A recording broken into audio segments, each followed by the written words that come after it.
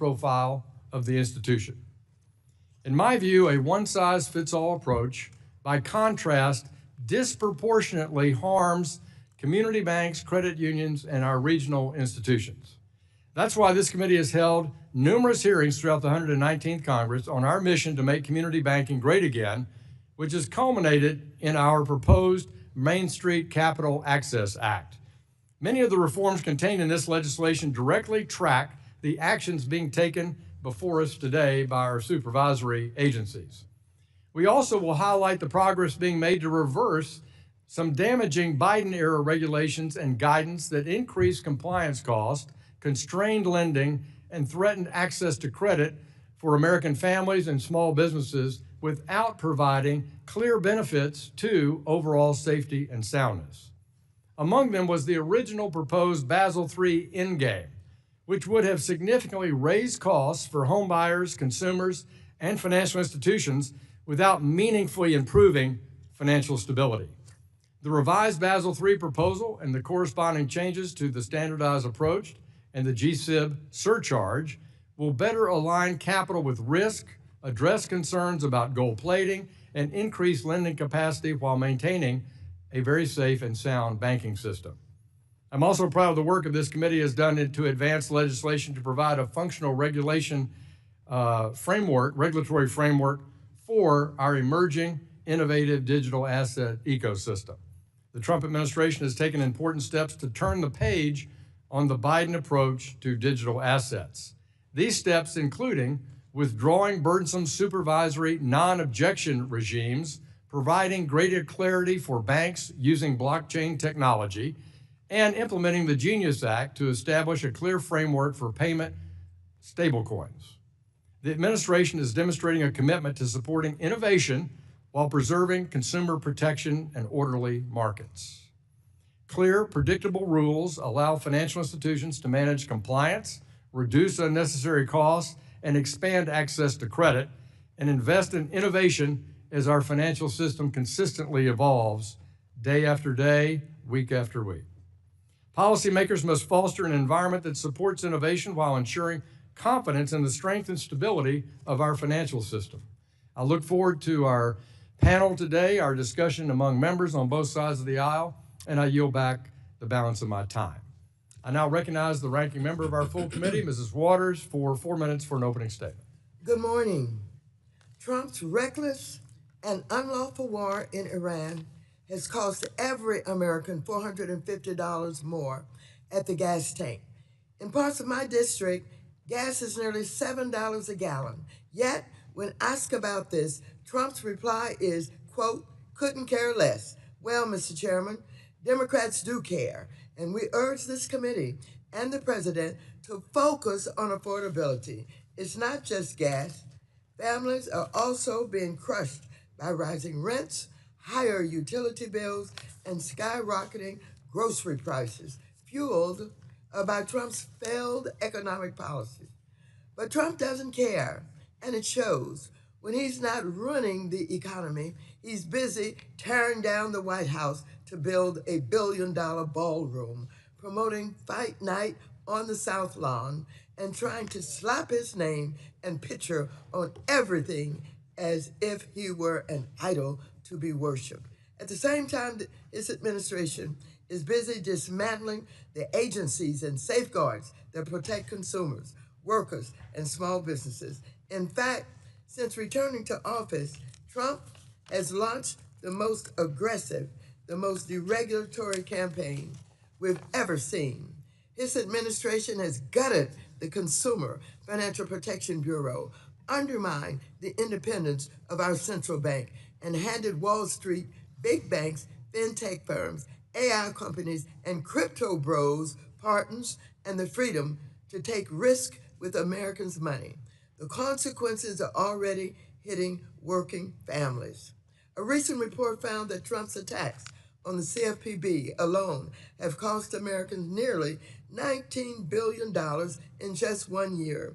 And while he has largely shut down the CFPB, Americans have filed more consumer complaints about predatory lending and other financial abuses in the past 14 months than the previous 14 years combined. And it does not stop there. The prudential regulators here today have weakened mega bank capital, stress testing, and other requirements designed to prevent another financial crisis. They are rubber stamping bank mergers, rolling back the civil rights laws like the Community Reinvestment Act, and loosening guardrails for crypto and fintech businesses who act like banks but don't want to be regulated as such. They have downplayed climate-related financial risk just in time for hurricane and wildfire season, and gone easy on bank executives and their pay skyrockets. Sadly, Republicans have stood by and enabled all of it.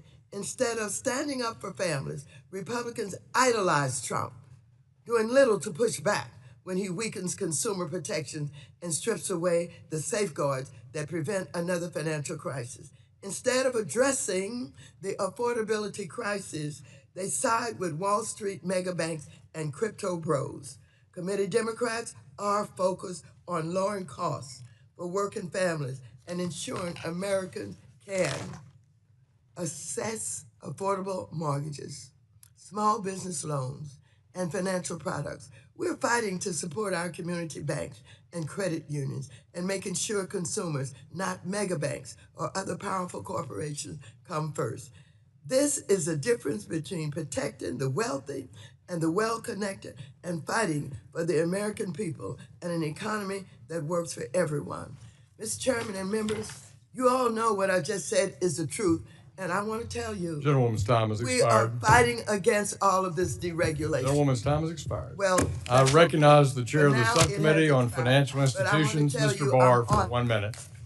Thank you, Mr. Chairman. Thank you to our witnesses also for joining us today. It's encouraging to see prudential regulators in this committee aligned in our work to return regulation and supervision back to their core mission of safety and soundness. To realize this goal, banks and credit unions must be evaluated on objective, clear standards. That's why I introduced the FIRM Act, which prohibits consideration of reputational risk in the supervisory process, ensuring regulators focus on material financial risks rather than subjective or process-oriented concerns. The same commitment to transparency and objective decision-making should extend to the merger approval process as well. The Bank Failure Prevention Act increases clarity in the merger process by setting clear expectations and timelines for merger reviews to prevent prolonged reviews and that unnecessarily consume time and resources. Ensuring a risk-focused regulatory system also requires tailoring requirements appropriately to the financial institution's size and risk profile. I'm glad to see that the regulators listen to bipartisan calls from this committee and apply these principles in their agencies, including in recently Basel III reproposal. Gentleman's time has expired. Thank you. I yield back. I now recognize the ranking member for the Subcommittee on Financial Institutions, Dr. Foster of Illinois. You're recognized 1 minute for an opening statement. Thank you, Chairman Hill. America's banks and credit unions are operating during a time of unprecedented change in the financial system. Consumers and markets are moving faster than ever with improved access to information, 24-hour banking, and the reduced friction of modern payment systems, and soon personal agentic AI financial agents. Now, fintech partnerships promote innovation and competition, but come with unique risks.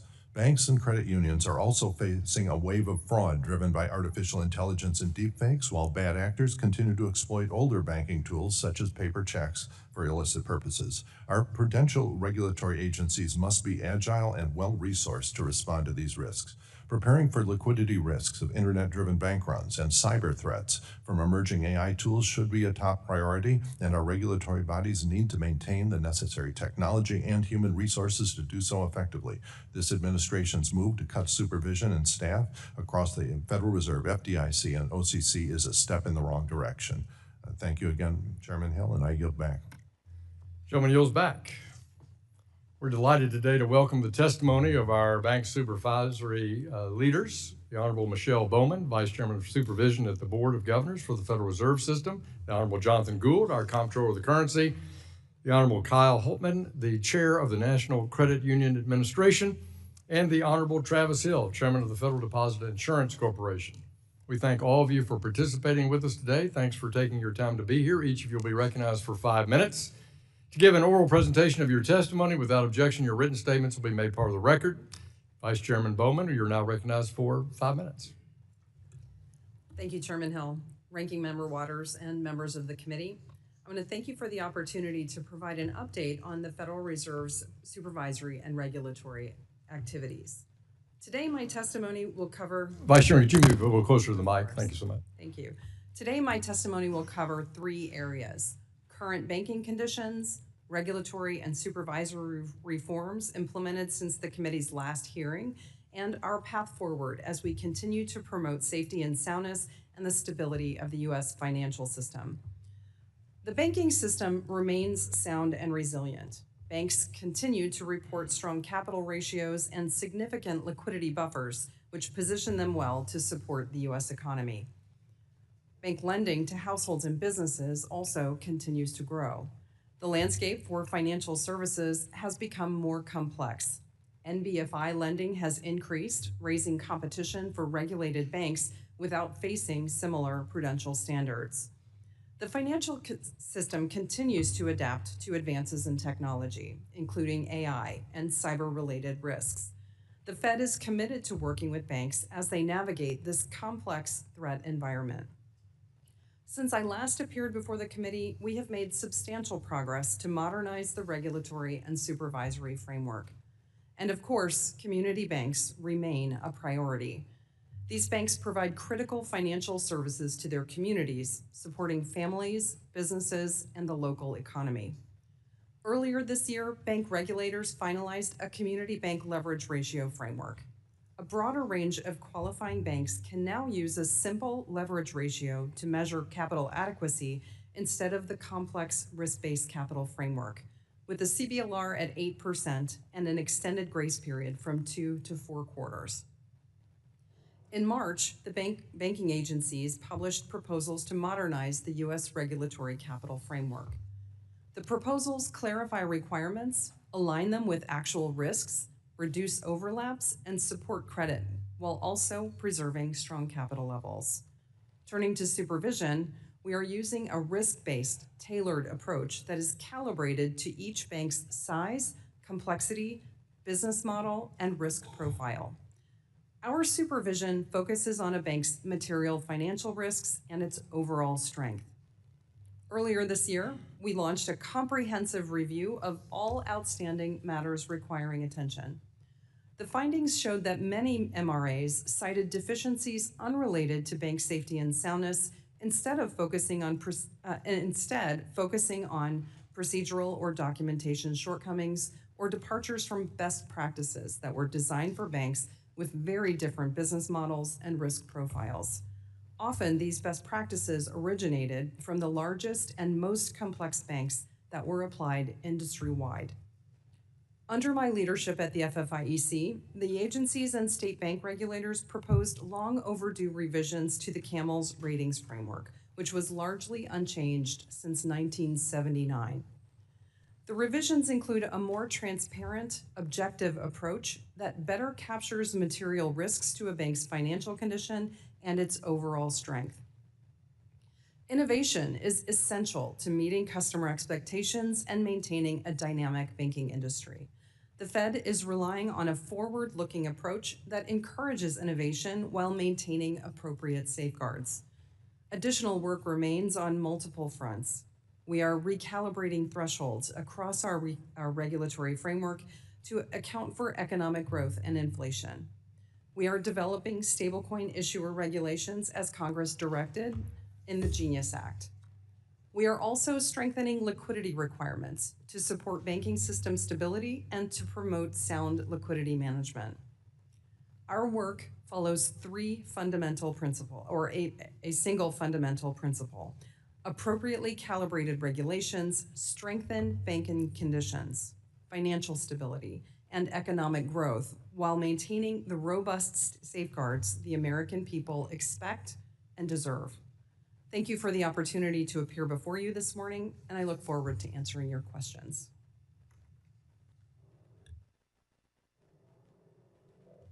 Thanks, the gentlewoman.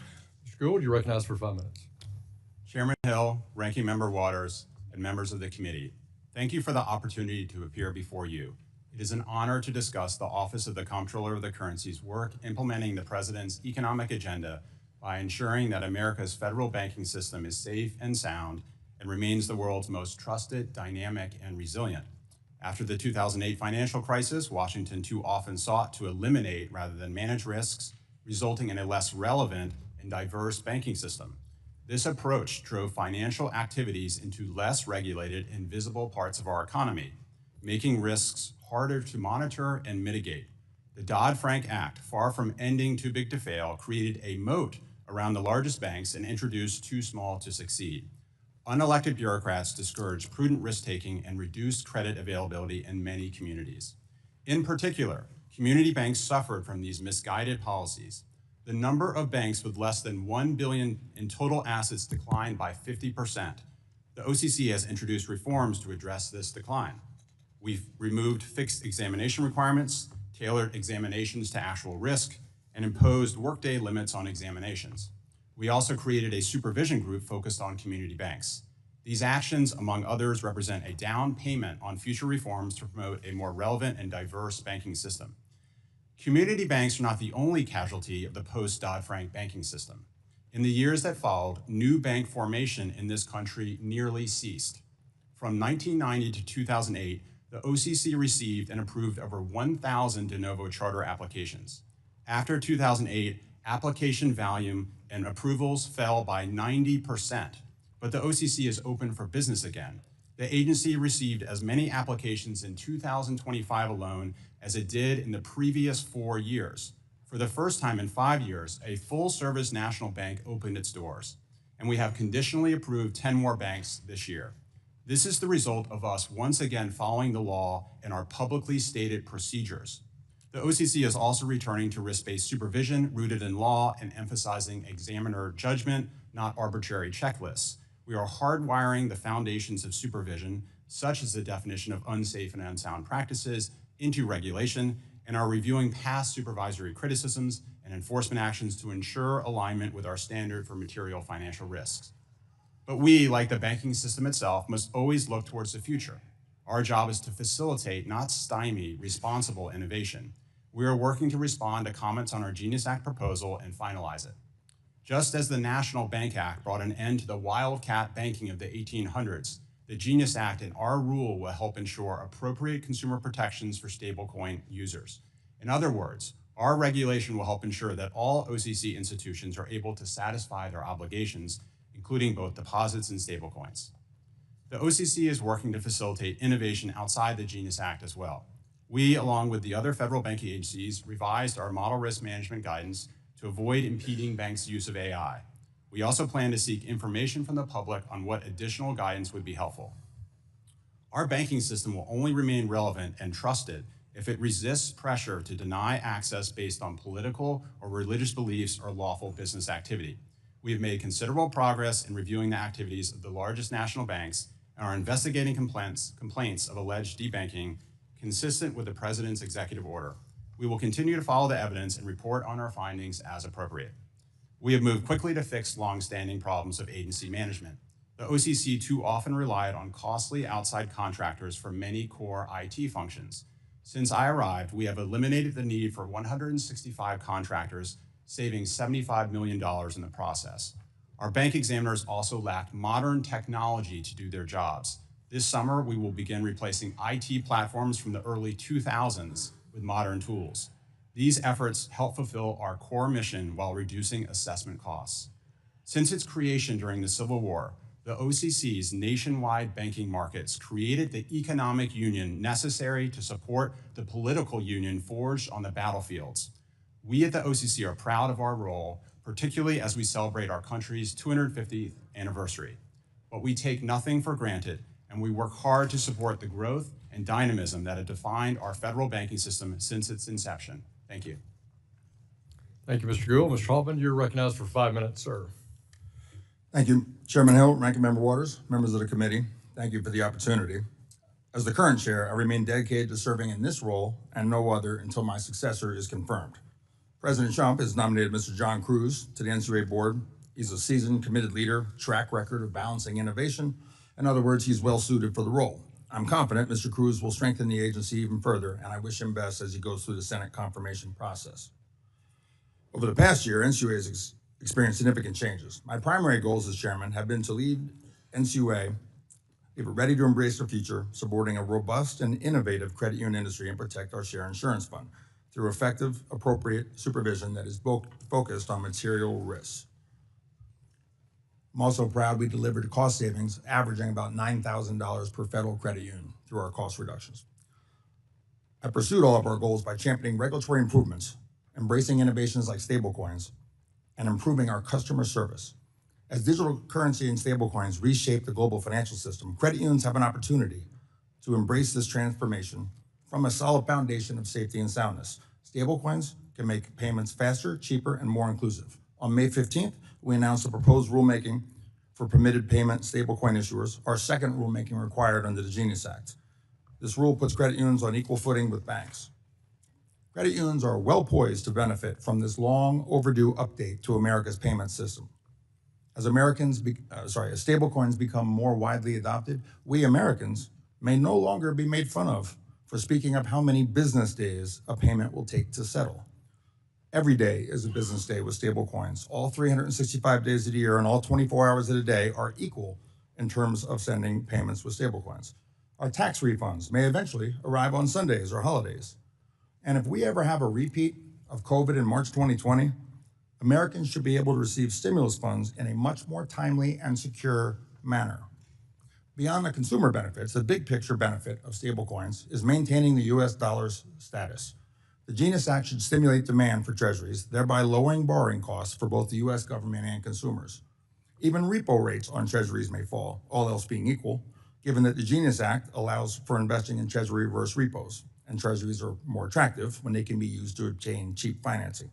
And for all the debate about the effect on deposits held at our domestic banks and credit unions, a large portion of the money is expected to flow into stablecoins from abroad. Over 80% of existing dollar stablecoin usage is outside the United States. When Americans use the phrase dollar stablecoins, we tend to focus on the stablecoin part, because stablecoins are a much better settlement token in dollars. They're a bit like using poker chips, and that the transactions are easier, but they only work if they are indeed stable and interchangeable with US dollars. But for people abroad, it's the dollar part of the phrase dollar stablecoin. That's what's important to them. We as Americans may have gotten so used to the dollar's global dominance that we don't notice what an advantage we have. But just ask the British what it's like to lose reserve currency status. But the Genius Act and dollar-denominated stablecoins are ways of striking back against those in Beijing, Tehran, or Moscow who continually push for the US dollar to be less important, less ubiquitous, and less useful. So I'm pleased to work with my colleagues here at the table to do our part in that effort. Turning to financial literacy efforts, that's a big part of the administration's observance of America's 250th anniversary. Last month, I joined my colleagues at this table for a financial literacy event hosted by the OCC. It was a wonderful opportunity to hear from banks and credit unions of all sizes how they empower people and their communities by educating people of all ages, from the elderly all the way to kids in kindergarten. I want to note that my 5-year-old has read both of these books, including The Berenstain Bears Visit the Credit Union. I spoke about how financial security is essentially an amazing product and one that can be purchased on the open market via saving and investing. Today, approximately 4,300 credit unions serve over 145 million members and manage more than $2 trillion in assets. The industry is healthy and continues to balance innovation, access, and safety and soundness. As of the end of last year, the aggregate net worth ratio, that's how credit unions refer to capital levels, was strong at 11.3%, slightly higher than the year before. Asset growth was a solid 5%, up from 2% growth. From a safety and soundness perspective, the system is in a good place. And finally, given my successor has been announced, and this is probably my last appearance before this committee, I want to make one final point. Regulation falls hardest on the smallest institutions, but we are a better, more prosperous country because of the unique American system that contains over 8,000 banks and credit unions. Many of them serve niche communities. We don't want to be one of those countries where 4 or 5 big banks like Canada. We're best served with the system we have, with every corner of this country, every industry being served by a bank or a credit union. Thank you, Mr. Chairman. Thank you, sir, and thank you for your service since 2020 at the NCUA. We appreciate that. Chairman Hill? Chairman Hill, Ranking Member Waters, and members of the committee, thank you for the opportunity to testify today about the FDIC's ongoing work to strengthen our regulatory and supervisory framework while we continue to fulfill our core mission of ensuring deposits, promoting bank safety and soundness, and resolving failed institutions. Over the past year and a half, we have advanced a number of key policy priorities, including reforming supervision to focus on material financial risks, modernizing capital standards, improving our resolution readiness, and implementing the Genius Act, among others. Beginning with supervision reform, we issued a proposed rule last fall with the OCC to define key terms related to supervisory criticisms, which we are working to finalize in the coming weeks. In parallel, we have been conducting a comprehensive look back of all outstanding supervisory criticisms as we work to implement the new approach in a consistent manner. We have also been working with our FDIC counterparts to modernize the CAMELS rating system, and we issued a proposal last month that would place greater emphasis on factors most critical to safety and soundness of institutions and better align the overall rating with the bank's true risk profile. With respect to capital standards, we recently issued 2 proposals to modernize risk-based capital requirements. These proposals improve risk sensitivity, simplify core components of the framework, and provide more appropriate capital treatment across mortgage, retail, and business lending. In addition, we finalized revisions to the community bank leverage ratio framework to encourage broader adoption for community banks. We also continue to strengthen our readiness to resolve failed banks. Among other things, we are working on changes to our resolution planning rule for insured depository institutions and have taken steps to enhance the competitiveness of our bidding process. Relatedly, we are working to remove barriers for non-banks to provide capital in failed bank auctions, including rescinding a 2009 policy statement that imposed overly restrictive conditions on private capital investors and exploring potential changes to the shelf charter process to allow a non-bank entity to act quickly in the event of a sudden, unexpected failure. In the digital asset space, implementation of the Genius Act remains a top priority. We have issued proposed rules to establish an application framework, prudential requirements, and BSA and sanctions compliance for FDIC supervised stablecoin issuers. We are also advancing other important policy initiatives. These include modernizing BSA AML program requirements, updating our information disclosure rules, and revising model risk and third-party risk management guidance to remove unnecessary barriers and encourage appropriate use of new technologies. We are also reevaluating our bank merger review process to improve clarity, timeliness, and transparency, and are working to make the de novo application process more efficient. Earlier this year, we finalized a rule removing reputation risk as a basis of supervisory criticism. The rule makes clear that the FDIC will not require, instruct, or encourage an institution to close customer accounts or take other actions on the basis of a person's or entity's political, social, cultural, or religious views or beliefs, constitutionally protected speech, or solely on the basis of politically disfavored but lawful business activities perceived to present reputation risk. Finally, the FDIC continues to make progress in improving workplace culture. We have taken significant steps to improve accountability, enhance reporting and response processes, and reinforce expectations for professional conduct across the organization. I remain committed to ensuring that the FDIC maintains a culture grounded in professionalism, accountability, and respect to ensure that our workforce continues to fulfill our important mission. Thank you for the opportunity to testify today. I look forward to answering your questions. Gentleman yields back. Thank you all for your opening statements. We'll now turn to member questions. I recognize myself for 5 minutes for some questions. I referenced in my opening statement that among our core work on improving bank supervision and echoing some of the good work you're doing in each of your agencies, that we've been advancing a series of bills under our Main Street Capital Access Act, which we hope to bring to the House floor in coming weeks. And you've touched on it in your hearings that our banking sector has faced numerous challenges ranging from a drought in new bank formation, and thank you, Mr. Gould, for setting the record straight on what the OCC's been doing there. A post-crisis prudential framework that's pushed activity away from banks and squeezed many of our community and mid-sized institutions from the rules that I think, again, are not effectively tailored and discriminate against home lending, for example, to the politicization that we all witnessed of bank supervision and regulation in recent years. So now, 15 years following the great financial crisis and the resulting Dodd-Frank Act, it warrants that we take careful assessment of what's happened in that past 15 years and how we need to propose changes. And I think that is at the heart of the work we've done on Main Street capital access. So let me ask each of the witnesses, start with you, Vice Chairman Bowman.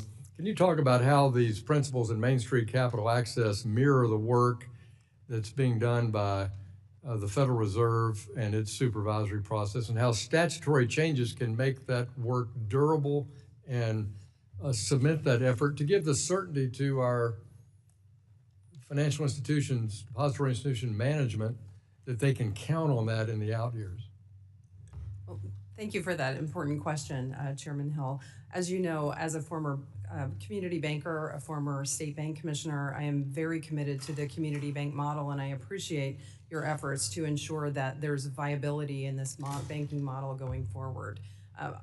A number of the issues that are covered within your bill are things that we are working on at the Federal Reserve and working together in the interagency context. One of those in particular is ensuring that asset thresholds are appropriate moving forward and that are indexed for economic growth and inflation.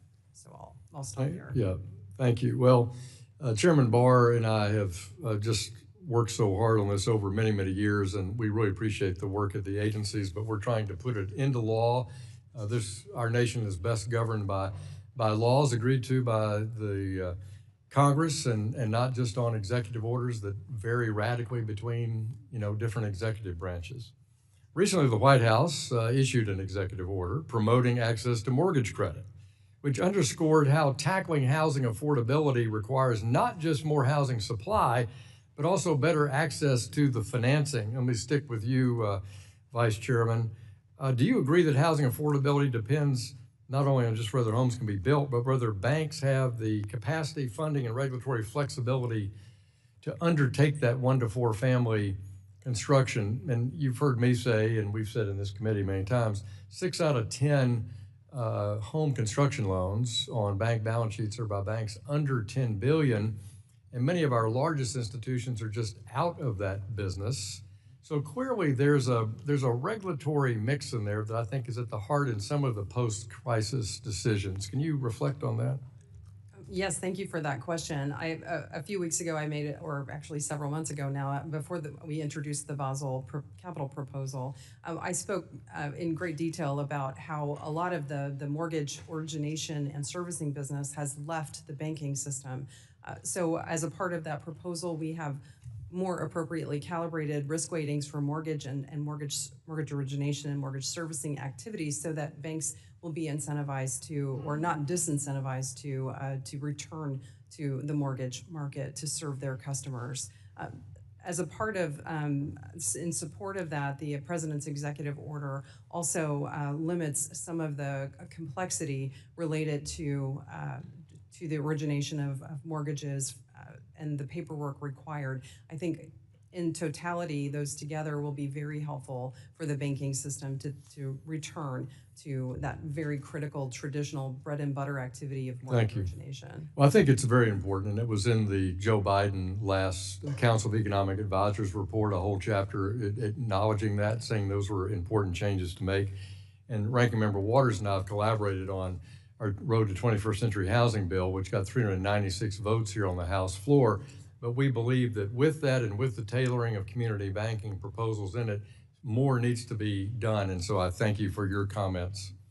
Let me recognize that ranking member from California of the full committee, Ms. Waters, for her 5 minutes of questions. Thank you very much, Mr. Chairman. I am so focused on affordability and what our constituents are saying about their ability to have a decent quality of life. Let me ask each of the members here, could you tell me what city you're from and how much the gasoline prices are in your city, starting with Ms. Bowman? What city? Congresswoman Waters, I live now in Arlington, Virginia, and gasoline is. I'm sorry, I can't hear you. Did you say you will not answer that? No, I'm sorry. I live in Arlington, Virginia. So absolutely, I'll answer that. Inflation affects both households and businesses. What city are you from? I'm originally from Council Grove, Kansas, which is a very small community. How much in the is middle of Kansas. gasoline in whatever city you want to claim? In Arlington, it's about $4.50 a gallon, which is comparable to Let me during move COVID. on, Mr. Gould. What city are you from? Well, I'm originally from Lynchburg, Virginia, but I And can't how speak much to is its price. gasoline there? I haven't been there in a while. I can't speak to the prices of gasoline there. I'm sorry, I can't hear you. I haven't been to Lynchburg, Virginia for a while, where I grew up, so I can't speak to the prices of gasoline there. Okay, who's next on the list over there? What city are you from? I'm originally from Bar Harbor, Maine. I think it's about $4. What's the price of gasoline? $4.25, $4.30 around there. Mr. Hill? Originally from New York. I don't know the exact price of gas, but I believe nationally it's around somewhere between $4 and $5 a gallon. Do you know what it is in California? Between $6.3 and $7 a gasoline.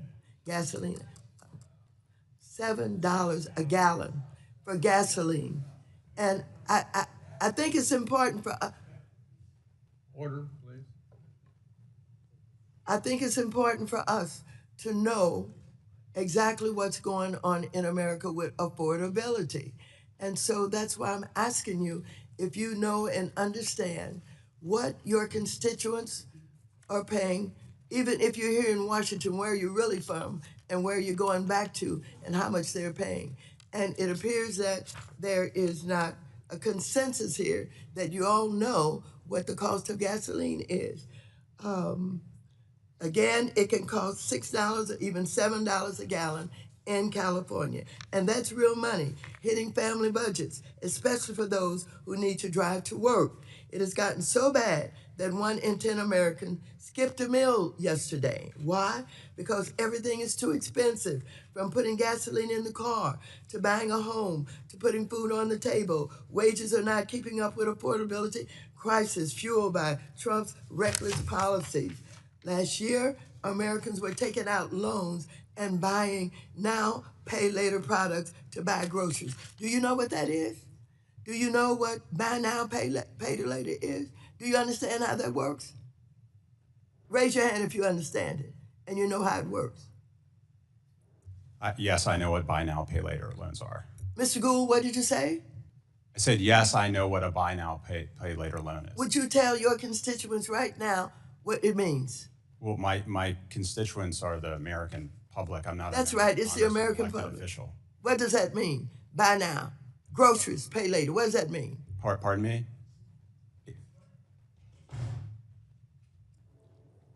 Okay, all right, we'll move on. And do you know who is doing well? Corporate executives. Their compensation grew 20 times faster than working Americans last year. Did you know that, Ms. Baumann? Yes. Did you know that, Mr. Gould? Not aware of the facts which you're talking about. Be happy to look into them. Okay, their compensation grew 20 times faster than working Americans last year. Who knows that and who understands that? Mr. Hill, did you know that? Like the Comptroller, we'd have to look into that, but happy to follow up. Now we're not that far removed from a close call we had to a big financial crisis when Silicon Valley Bank and 2 other regional banks failed 3 years ago. Community banks and credit unions are having a tougher time to compete with the mega banks. But looking at your actions, you seem to be doing all you can to make life easier for the biggest banks and their executives. This includes the Trump administration's efforts to shut down the Consumer Financial Protection Bureau. As a result, there are no exams being done of mega banks to see if they're complying with consumer protection laws. Does anyone think the mega banks, which have paid hundreds of billions of dollars in fines for violating the law, are now perfect angels? Are they doing okay? Congresswoman, the CEO of the biggest bank in this country. Gentleman's time has expired. Chair now recognizes our Vice Mr. Chairman of the full committee. Mr. Chairman, I have a point. Gentleman from New York. I just want to submit for the record that California currently has the highest gas prices in the United States, averaging anywhere Lawler, $5.80 to Lawler, that's not $6 a per point gallon, not a because point of prices order. are driven up by high Thank you, Mr. Lawler. excise taxes, strict Thank you, low Mr. emission Lawler. The fuel chair requirements, recognizes the Vice Chairman of the limited full in-state committee. Mr. Lawler. Chairman, I'd like to say that the price of the Contributed gas by has the war. skyrocketed since President Trump has been in office. Chairman. If that's the point of order, Gentlemen, I'd like to make the same committee- point of order. Just want to make that sure the price people of understand gas California is has the skyrocketing. highest I don't gas know. prices Point in of the order. country. Mr. Lawler. Mr. Chairman, Mr. point of Vargas. order. Mr. Lawler is out of order, and I've I already asked for a ruled point Mr. of Lawler order. out of order. Everyone is out of order. No, we're in The ti- order when we're talking about the The American gentlewoman's time has expired. The gentleman, I want the more vice time. chair. I need more time. I'll give you more time later. All right, thank you. You have a friend that'll yield it to you. I know. I promise. I know. The vice chairman of the full committee, who is patiently waiting, Mr. Heisanga of Michigan, you're recognized for 5 minutes. Thank you. Well, thank you, Mr. Chairman, and not to add to the cacophony, but I bought gas at $3.93 a gallon at my local Sam's Club in Holland, Michigan, on Saturday, and $3.99 was the predominant price. I too have my own understandings of why gas might be 50% more than that in California, but nonetheless, I'm going to start with you, Vice Chair Bowman. And I was going to ask before we had launched into SVB, I was going to ask you, how's it going? But I think we see the state of how it's going all the way around. So let's just get right to SVB. It's been more than 3 years since the failure of Silicon Valley Bank, which was regulated at the federal level by the Federal Reserve System. The Biden administration had a limited review regarding the failure, and it conducted by Fed staff and hastily published only weeks later. It was used to justify a slew of misguided regulatory proposals that not only punished all the rest of the banks that actually acted as sources of strength and during the fallout, but also proposed to impose burdens on banks in ways that had nothing to do with SVB's failure.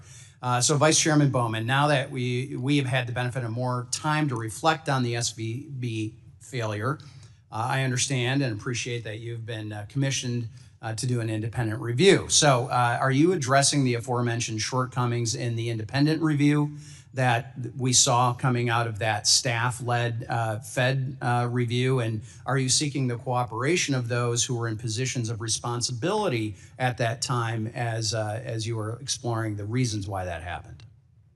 Congressman, thank you for that question. I think it's very important that as we had the most costly bank failure in history at $42 billion at the cost to the DIF fund, that we understand exactly what the failures were in supervision and in bank management that led to the failures of that institution and several others soon thereafter.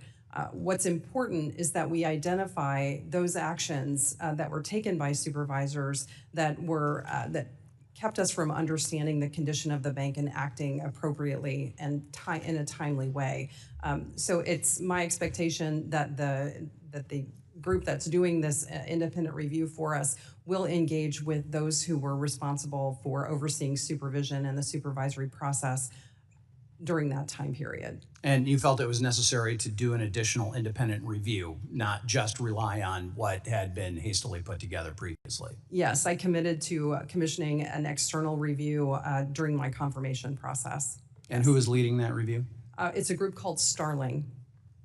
Okay, and they have They have presumably experience in this. with doing these types of activities. Yes. Excellent. Okay, well, I appreciate your work on that because there are still lessons to be learned from that. And by the way, I echo the chairman's concern about the lack of involvement on local banks with mortgages. When I graduated my also employable political science degree, I went into real estate full time, and I sat at the closing table many a time with those local community banks who held those mortgages in their portfolio.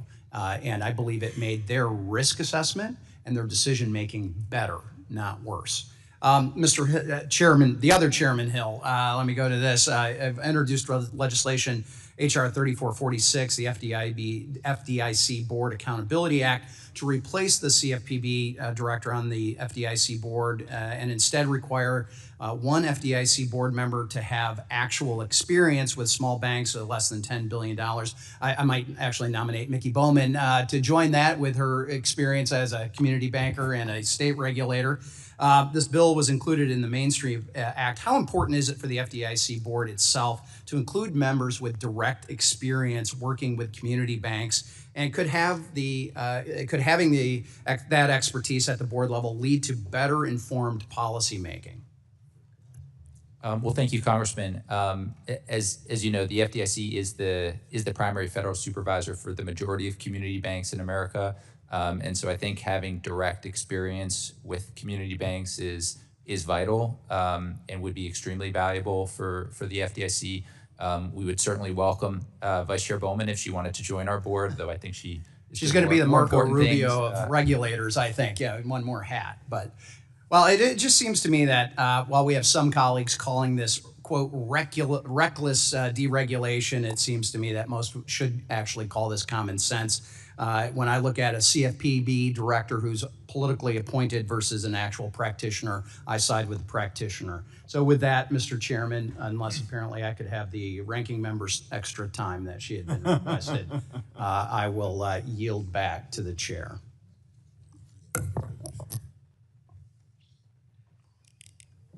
Chair recognizes the ranking member of our subcommittee on capital markets, gentleman from California. Mr. Chairman, you're recognized for 5 minutes. First, want to comment on the proposal to create a $250 bill.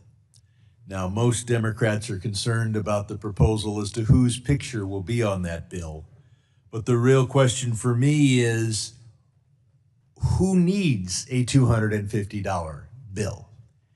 Clearly, drug dealers in America face a major problem in dealing with large amounts of currency, and the issuance of such a bill would make their lives 2.5 times better.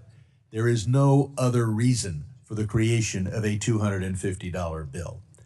Basel III is, when you finally implement it, then your regulations is going to have some unintended consequences, and I look forward to each of the regulators providing for the record what mechanisms you have for future adjustments and recalibrations as you take your vehicle out on the road and test drive it. Dodd-Frank kept America safe from 2008. It continues to keep America safe. And I see in this room the picture of Barney Frank and appreciate all of the work that was done in this room to protect us from that meltdown. One hole in that bill was it left to the regulators how to deal with interest rate risk. And of course, the regulators failed to deal with interest rate risk with regard to Silicon Valley Bank and others. This proposal moves us in the right direction in terms of mark-to-market for held-for-sale securities, but there needs to be a comprehensive review of interest rate risk, looking not only at held-to-maturity securities, but even very long-term non-marketable securities. The proposals for Basel III have had a number of improvements in the area of clean energy credits, some progress on private mortgage insurance, and a whole lot of progress in dealing with the capital markets and fee income. So at least the regulators and your predecessors and you have listened to us. Mr. Hampton, you talk about government payments in stablecoin. I can't think of a worse idea. It would sanctify an alternative to the US dollar, an alternative designed to facilitate a tax evasion economy.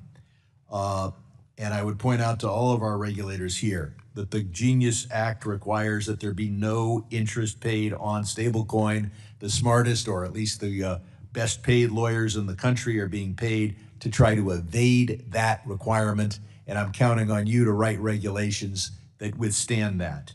Mr. Gould, thank you for talking about not debanking unpopular businesses. And I now have a question for Ms. Bowman. We're supposed to account for economic growth in drafting these regulations.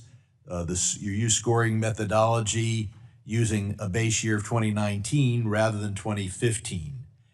So you're not reflecting economic growth that occurred after the regulation process began. Is there any justification to explain why the proposal does not account for economic growth from 2015 to 2019, and how and does that put us at a disadvantage in competing with foreign banks? Well, I appreciate that question. You're referring to the GSIB surcharge calibration. Exactly. I'll be honest with you. The reason that we started at 2019 was because in working with my board to understand how I could get support for moving this proposal forward, this was the compromise that we were able to strike. But what justifies not, other than saying, well, we got together and we picked it, what justifies ignoring growth between 2015 and 2019? Well, we also recognize that in 2019, many of my board members stated that the level of capital in the banking system was just about right. So it was as I said, it was a compromise. We did discuss and review going back to 2015. It would have lowered the capital requirements to a level that some were uncomfortable with. So Well, yes, the chairman commented that the capital levels were just about right in 2019. So then you go back to 2015. I'm surprised the only defense you have for this rule is, well, we got together and we discussed it, and some people wanted to do it, so that wanted to go in one direction or the other direction. I don't think there's any reason not to ignore the 4 years of economic growth. And I yield back. Thank you for that, Mr. Sherman. Recognize the chair of our Housing and Insurance Subcommittee, the gentleman from Nebraska, Mr. Flood. You're recognized for 5 minutes. Thank you, Mr. Chairman. I'd like to focus my questions this morning on two subtopics. Number one, the rollout of the Basel III Endgame proposal and the implementation of the Genius Act for stablecoins. I sent a letter with Senator Ricketts back in February requesting that you all address the cap on mortgage servicing assets as applied to the Common Equity Tier 1 formula for banks across the country. This cap is a significant barrier, particularly for smaller banks that have very little capacity to participate in mortgage servicing with the cap. I was very pleased to see that the current proposal removes the mortgage servicing deduction entirely, and I do believe that this change will make it easier for institutions, both large and small, to participate in mortgage servicing. This question is for Vice Chair Bowman, Comptroller Gould, and Chairman Hill. Can you each address why you thought the cap should be removed on mortgage servicing assets in the proposal? And then can you also talk about any other changes that you'd like to highlight in the rulemaking that you feel will help get banks back in the mortgage business? We'll start with Ms. Baumann. Thank you for the question. As I mentioned earlier, the mortgage servicing business and the mortgage origination business has been a very traditional banking activity and is a primary source of relationship lending for community banks in particular. So we wanted to find ways to incentivize and encourage banks to return to the mortgage business so that they could serve their customers. This was one way that we could do that. Thank you very much, Mr. Gould. Thank you. I would just note that we made a number of changes post-2008 that pushed some of these activities, including mortgages, outside of the banking system, I think to our detriment. If I could make a broader contextual point, if I may, last week, Secretary Bessent gave a tour de force speech at the Reagan Economic Summit. Some of you, I think, were there, entitled While America Slept. And he linked specifically the connection between economic security and national security. A lot of what we are doing today, a lot of what I'm doing at the OCC is making sure that we are empowering banks and restoring them to their proper role of being able to promote economic growth in this country, which is essential to economic security, which, as Secretary Bessent has so eloquently linked it, is also essential to national security. So that is a broader context in which I think you should view many of the actions that I, at least at the OCC, am taking. Thank you, Chairman. Chairman Hill? Yeah, I would just echo that I think removing some of the obstacles to banks engaging in the mortgage business is extremely important. One other piece of the Basel proposal that is also, I think, very important is the improved risk sensitivity for mortgages that are held on balance sheet by tying it to loan to value ratios. I think that will go a long way in encouraging banks to originate and retain more mortgages and reduce the amount of mortgages that are being funneled through the GSEs. Thank you. Next, I'd like to talk about the implementation of the Genius Act. In April, the Department of Treasury issued an advance notice of proposed rulemaking for determining whether an existing state-level stablecoin regulatory regime is substantially similar to the federal regime. pursuant to the Genius Act. This is the first step towards a process that will ultimately allow some stablecoin issuers to be regulated at the state level. I passed a bill to make Nebraska the second state in the nation to allow state charter banks to custody digital assets. Once these rules are finalized, an entity called the Stablecoin Certification Review Committee will review state laws to ensure they meet the criteria for Genius Act. The committee will be the Secretary of Treasury, either the Chair of the Federal Reserve or the Vice Chair of Supervision, and the Chair of the Federal Deposit Corporation. Vice Chair Bauman, have you discussed this with Chairman Warsh, and do you know whether you'll be the representative from the Federal Reserve on the Stablecoin Certification Review Committee, or if it will be Chairman Warsh? Well, thank you for including the Federal Reserve in this initiative. We have not yet had the opportunity to discuss that, but it clearly is an important issue. Thank you. It's important to me that we continue to keep this state and federal pathway in stablecoins. Served in the state legislature for 10 years. States are little laboratories for democracy, and there's a lot of innovation that's happening there.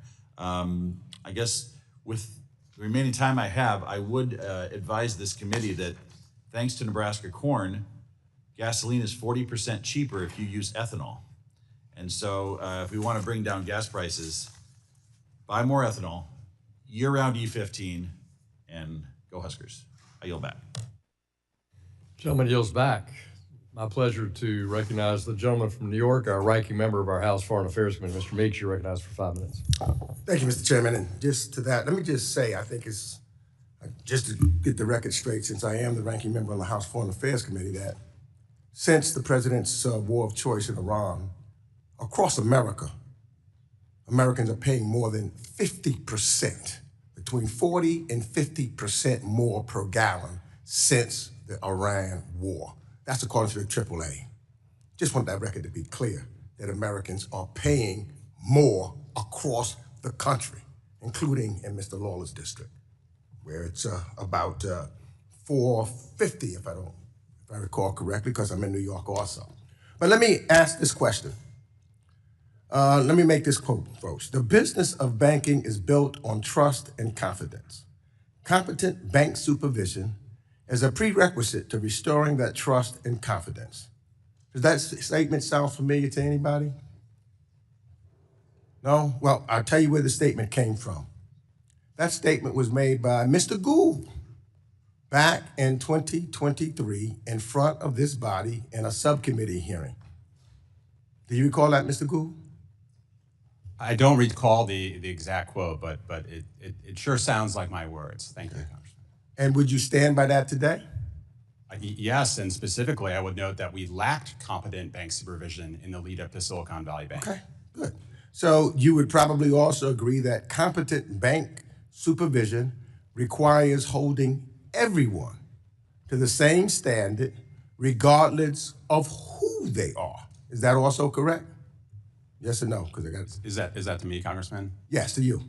Well, Congressman, I would note that we do tailor our regulation and supervision based on the nature of the bank and the complexity of Okay, the business. got you. So I hear you. So let me give you an example then of what I believe equal standards should look like, and you tell me. There's a fintech company called Wise, who doesn't seem to have any direct links with top officials in the administration, so they don't have any pull or anything of that nature.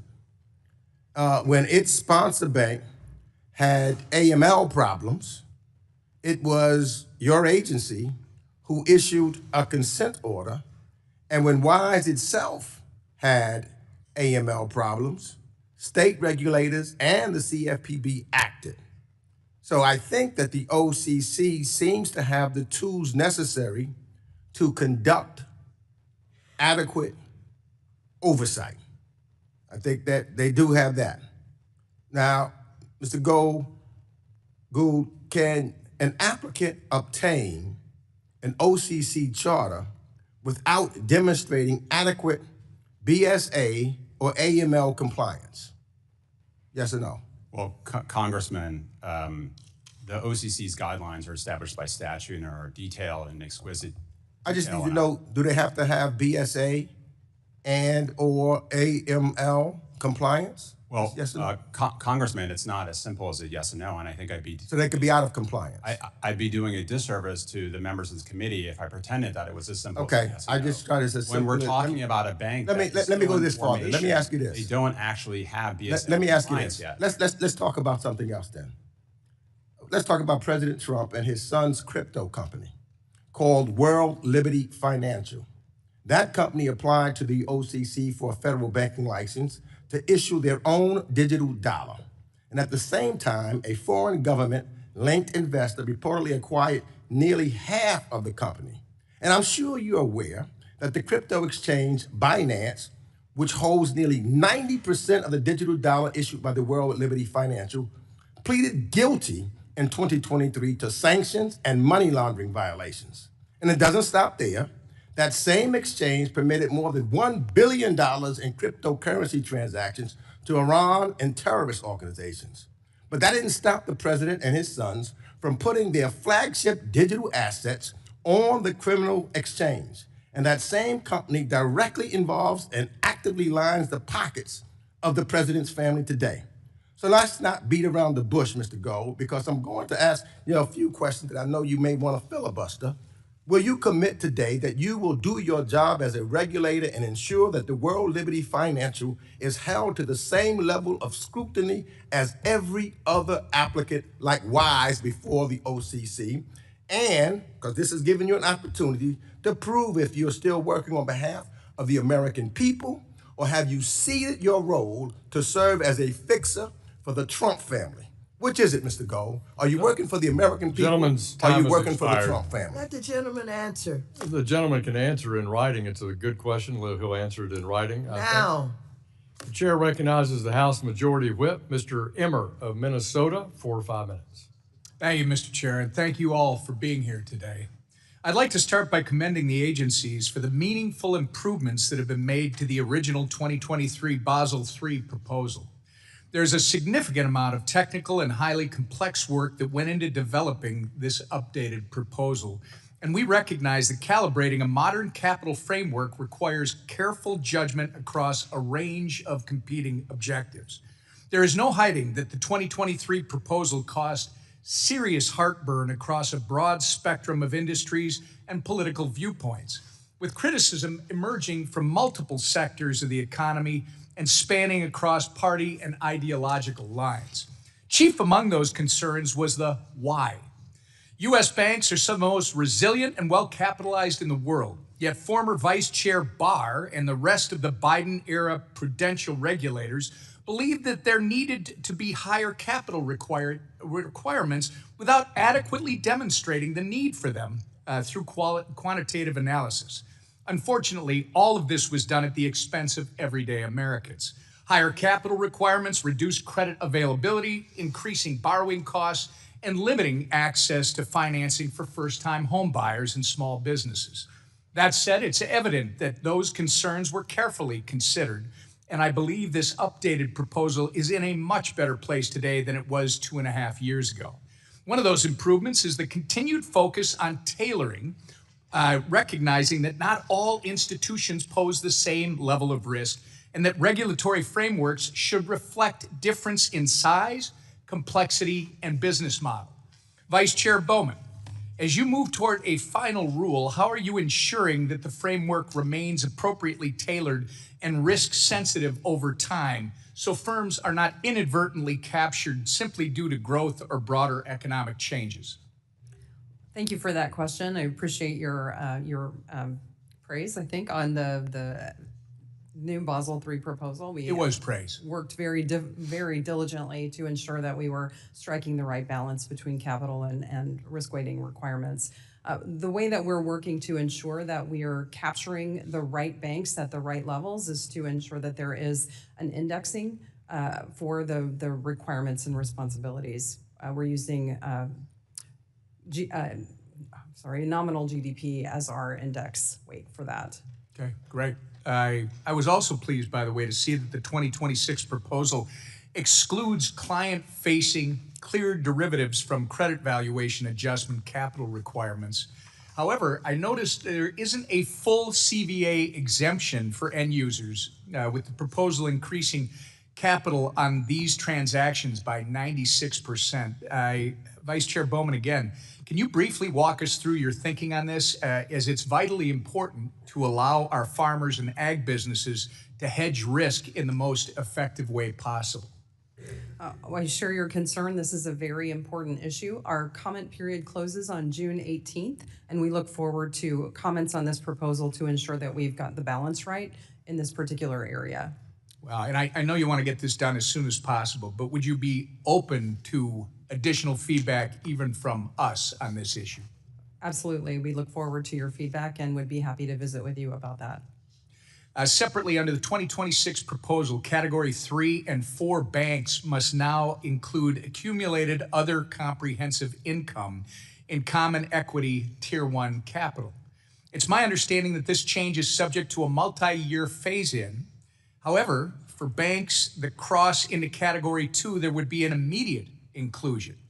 Vice Chair Bowman, how are you thinking about structuring the final rule to avoid unintended cliff effects so firms can make an orderly transition into a new category without disrupting credit availability or market functioning? It's not necessarily addressed in the Basel proposal, but there are a number of considerations that we're taking in different forms that would address the categories and the delineations of those categories as we're thinking about asset thresholds more generally.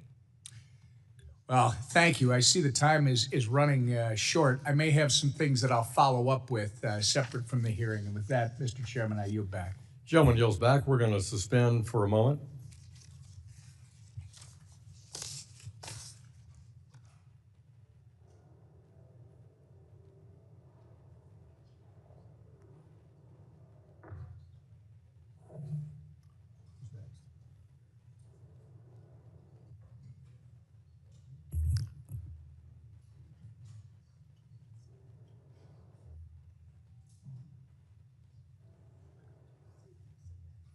Chair now recognizes the ranking member of our subcommittee on digital assets, Mr. Lynch of Massachusetts. You're recognized for 5 minutes. Thank you, Mr. Chairman. At this time, I'd like to yield some time to the ranking member of the Foreign Affairs Committee, the gentleman from New York, Mr. Meeks. Thank you, Mr. Lynch. I just want to go back to Mr. Gould because he didn't have the opportunity to answer the question of whether or not he is working for the American people or working as a Trump fixer. Which one is it? Well, thank you for the opportunity to respond. You can recite unsubstantiated allegation after unsubstantiated allegation, and you can attempt to pressure me as your Democratic colleagues. I'm not reciting anything. I'm just saying that I know what I gave you 2 examples. An unprecedented extent. But we at the OCC, I gave you wise, our jobs and I gave you Trump. To follow the law. So let me just ask you this. Let me just ask you this. Thank you, sir.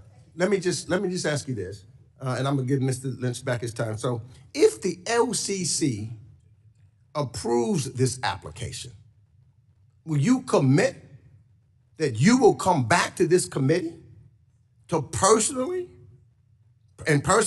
appear before this committee and explain your decision? Because we're talking about transparency here. Transparency for the American people.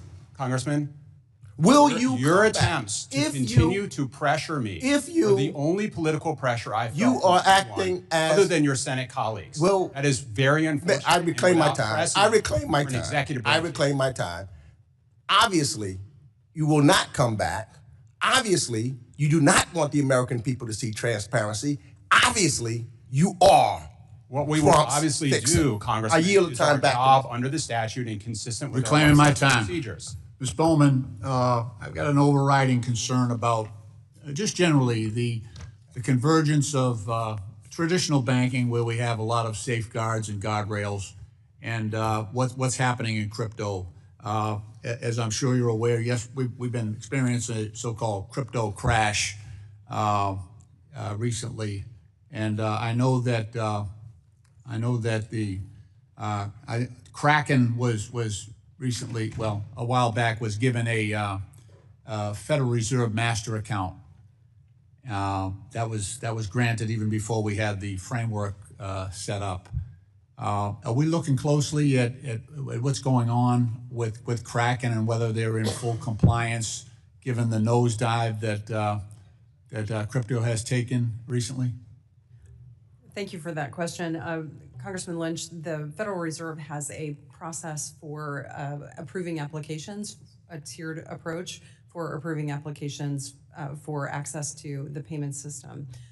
Our approach for Kraken was for a limited purpose and for a limited period of time. The Kansas City Reserve Bank approved that limited purpose application, and the 12 months will lapse early next year. We look forward to understanding how that entity will be using its access, very limited access to the payment system, to understand how other similar entities might use that an account as well. Okay, that's fair. Thank you.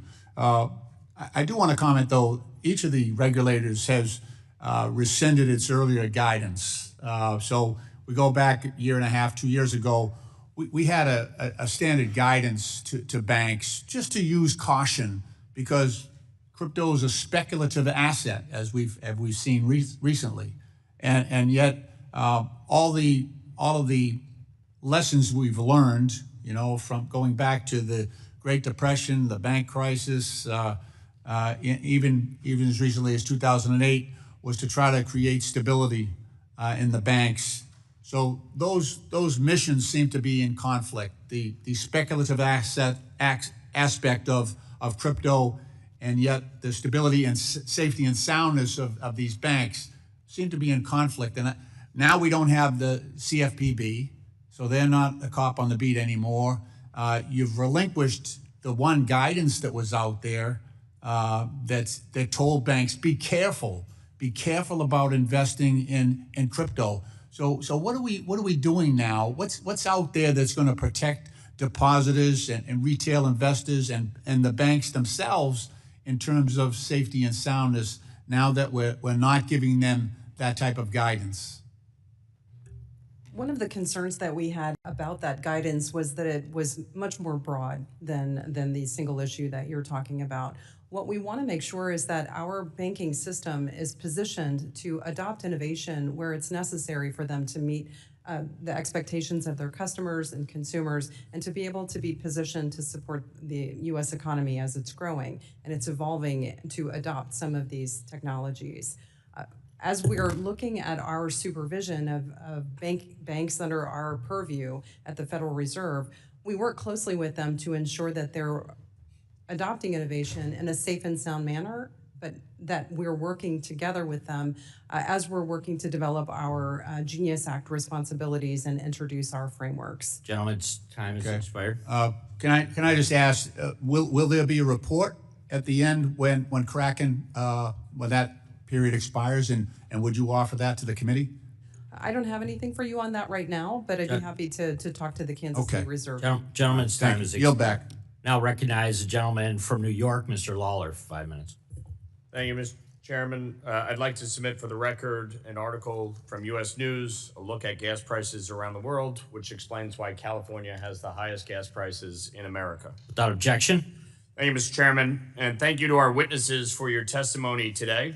I appreciate the work and leadership each of you has put into revising the original Basel III proposal. I support the revised proposal. It represents a significant improvement. The new proposal attempts to address the overlap between risk-based capital and stress tests in the treatment of market and operational risk. While I appreciate the consideration behind the agency's approach, more comprehensive amendments to include stress testing would be needed to address this overlap fully. Vice Chair Bowman, how do you plan to more finely tune the requirements to optimize the balance between capital requirements and costs? Well, the comment period on the Basel proposal and the other capital proposals ends on June 18th, and we look forward to reviewing all of the comments and would be happy to discuss any concerns that you have with you directly. On other issues and other matters, we have the stress testing proposal has not yet been finalized. It will be hopefully by the end of this year, and we're optimistic that we will address the overlaps that existed between the original stress testing framework and the Basel proposals as we're completing that work. Now, we've seen a dramatic rise in fraud, from AI-generated impersonation scams to criminals exploiting gaps in the telecom and payments ecosystem. The reality is that fraudsters are innovating faster than the system built to stop them. and consumers and financial institutions are paying the price. Comptroller Gould, how can the government do more to help consumers and financial institutions prevent fraudsters from being successful? Well, thank you very much for the question, Congressman. The agencies together did a RFI last year, and from that RFI, I think, or at least I learned a number of things, including the necessity of increasing data sharing around fraud so that more stakeholders have access to potential fraud actors. I think it was also a humbling experience because I believe that, at least again, I learned that we, the OCC, are not alone, meaning we can't solve the problem on our own. This is something that transcends just the federal banking agencies and involves other aspects of the US government as well. And so, as my colleague mentioned with the FLEC, we also work together on financial literacy across the board. I would note here that financial literacy is at least potentially a part of the solution, and President Trump's accounts, I think, will be very valuable in that regard, since it teaches financial literacy at a young age. I actually signed up my youngest son for it the other day, so I'm excited about that. So again, I think this is going to require a multifaceted approach across a number of government agencies to address. I recognize there are issues around who bears the burden of some of these fraud events, including just among and within banks across the industry. And I know there's been some tension between larger banks and smaller banks, and the OCC has, given the fact that we supervise many of the largest banks, has been attempting to facilitate some of those disputes. Last year, you said that the failure to innovate is itself a risk, and I agree. But innovation also brings new risks that must be understood and managed. And AI is going to be a defining feature of the future of banking, from fraud detection to underwriting to compliance. And the question is how we capture the benefits while guarding against bias, model drift, and operational vulnerabilities. So can you describe the approach you are taking to examine the use of AI and share your views on both the benefits and the risks associated with its development and deployment? And what issues do you believe we should be monitoring more closely as AI advances? Well, I thank you very much for the question, and I think you hit the nail on the head in terms of striking the right balance between innovation and safety. Obviously, the president's spoken to this issue recently with an EO that came out, I think, just a couple of days ago.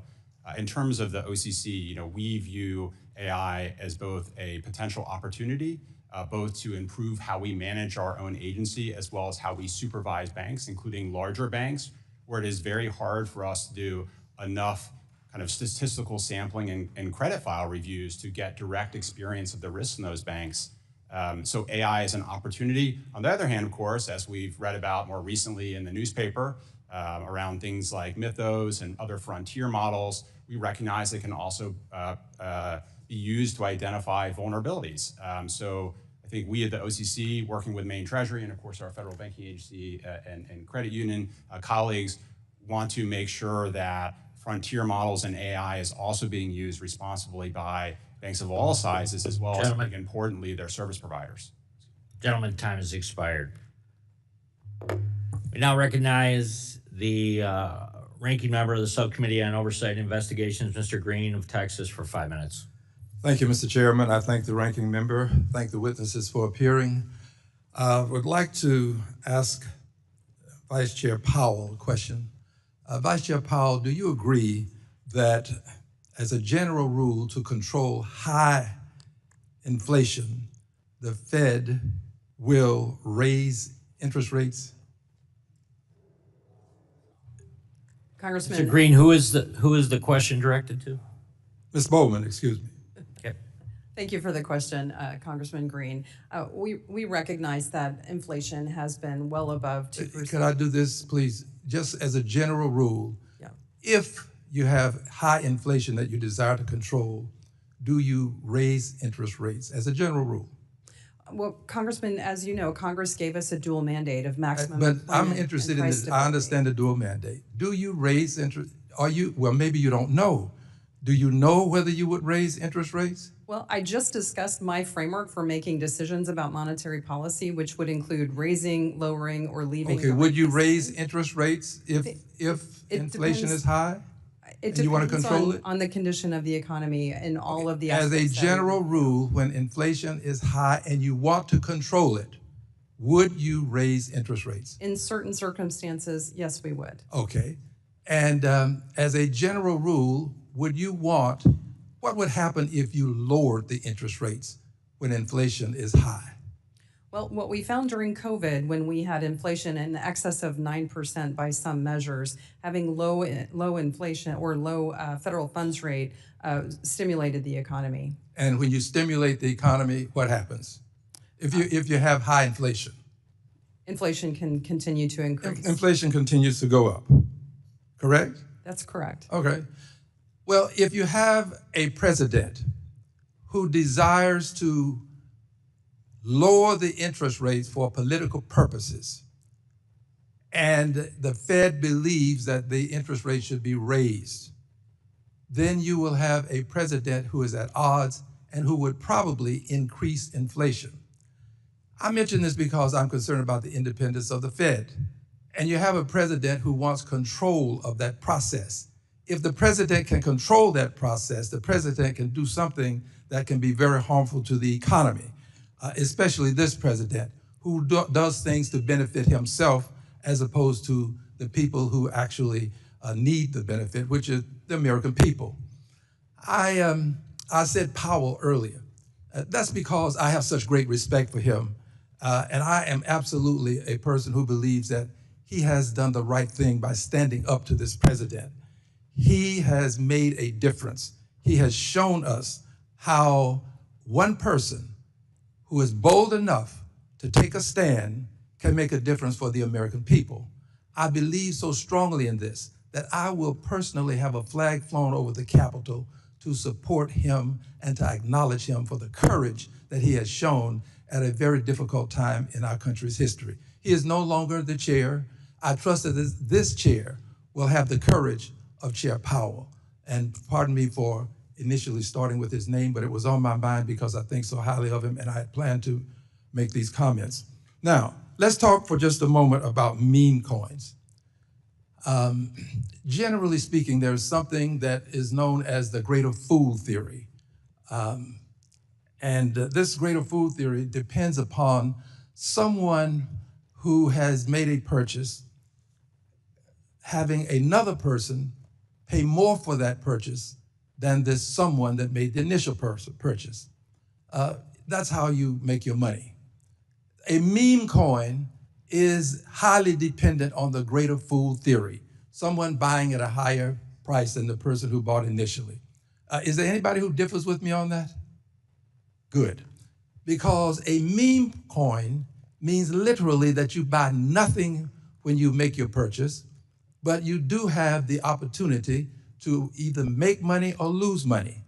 Well, the president has found a way to manipulate meme coins, and he and his family, they've made hundreds of millions of dollars with the manipulation of these meme coins.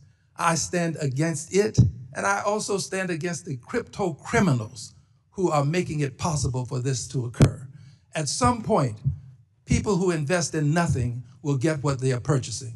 I'm going to protect the American people as long as I have the opportunity to do so. Yes, I'm Al Green, unbought, liberated Democrat who's also unelected but is still fighting. Gentlemen's time has expired. I'll now recognize myself for 5 minutes.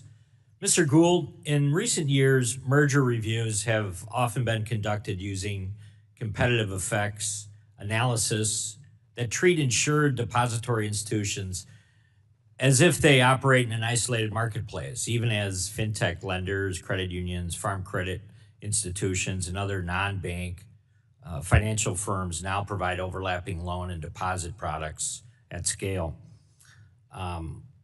As the OCC evaluates future transactions, how do you intend to incorporate kind of the non-bank competitors into the assessment of the market concentration?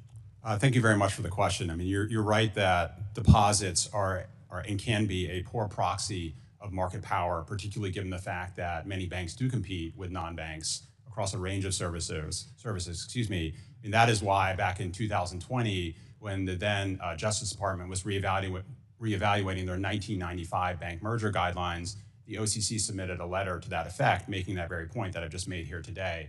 We would, I think, continue to look to work with the DOJ and their antitrust team in terms of ensuring that when we evaluate mergers and we look to the DOJ for their advice on the competitiveness factors, that they are in fact reflecting the fact that the banking system and the members of it compete with a much broader range of entities than they did, say, back in 1995. Can you give me like any idea on the analytical framework that you would think is most appropriate to ensure that kind of the competition reviews reflect the full range of providers serving consumers? Sir, I'd be happy to get back to you on that, but in general, the OCC looks to and receives guidance from the DOJ around that, so their antitrust department gives us advice on that. Very good, thank you. Vice Chair Bowman, you previously noted that the banks now competitively kind of compete directly with credit unions, which I'm well aware of. I've been in many meetings with bankers and credit unions. And fintech firms and other non-banks offering kind of similar financial products. In the context of the bank merger reviews, would it be helpful for the Federal Reserve to update kind of the competitive analysis to reflect the broader landscape and kind of including all of these different entities? Because it probably would give us a better snapshot on the concentration of findings that probably match the reality of the markets out there right now. Thank you for that question, Congressman. Yes, it would be incredibly helpful for us to update that merger analysis, especially the competitive factors and the landscape of competition and how we weight each presence of different types of entities in that review. Very good. Mr. Gould, I'm going to go back to you. Under the prior administration, the OCC's merger posture largely ignored the reality that small and mid-sized banks face escalating compliance burdens and competition from regulated institutions.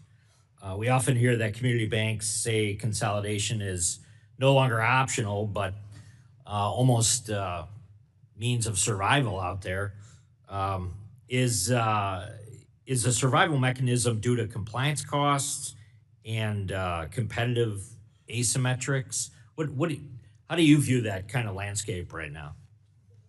Thank you for the question. Just to make sure I understand, are you talking about kind of smaller banks or mid-sized regionals or just the whole gamut?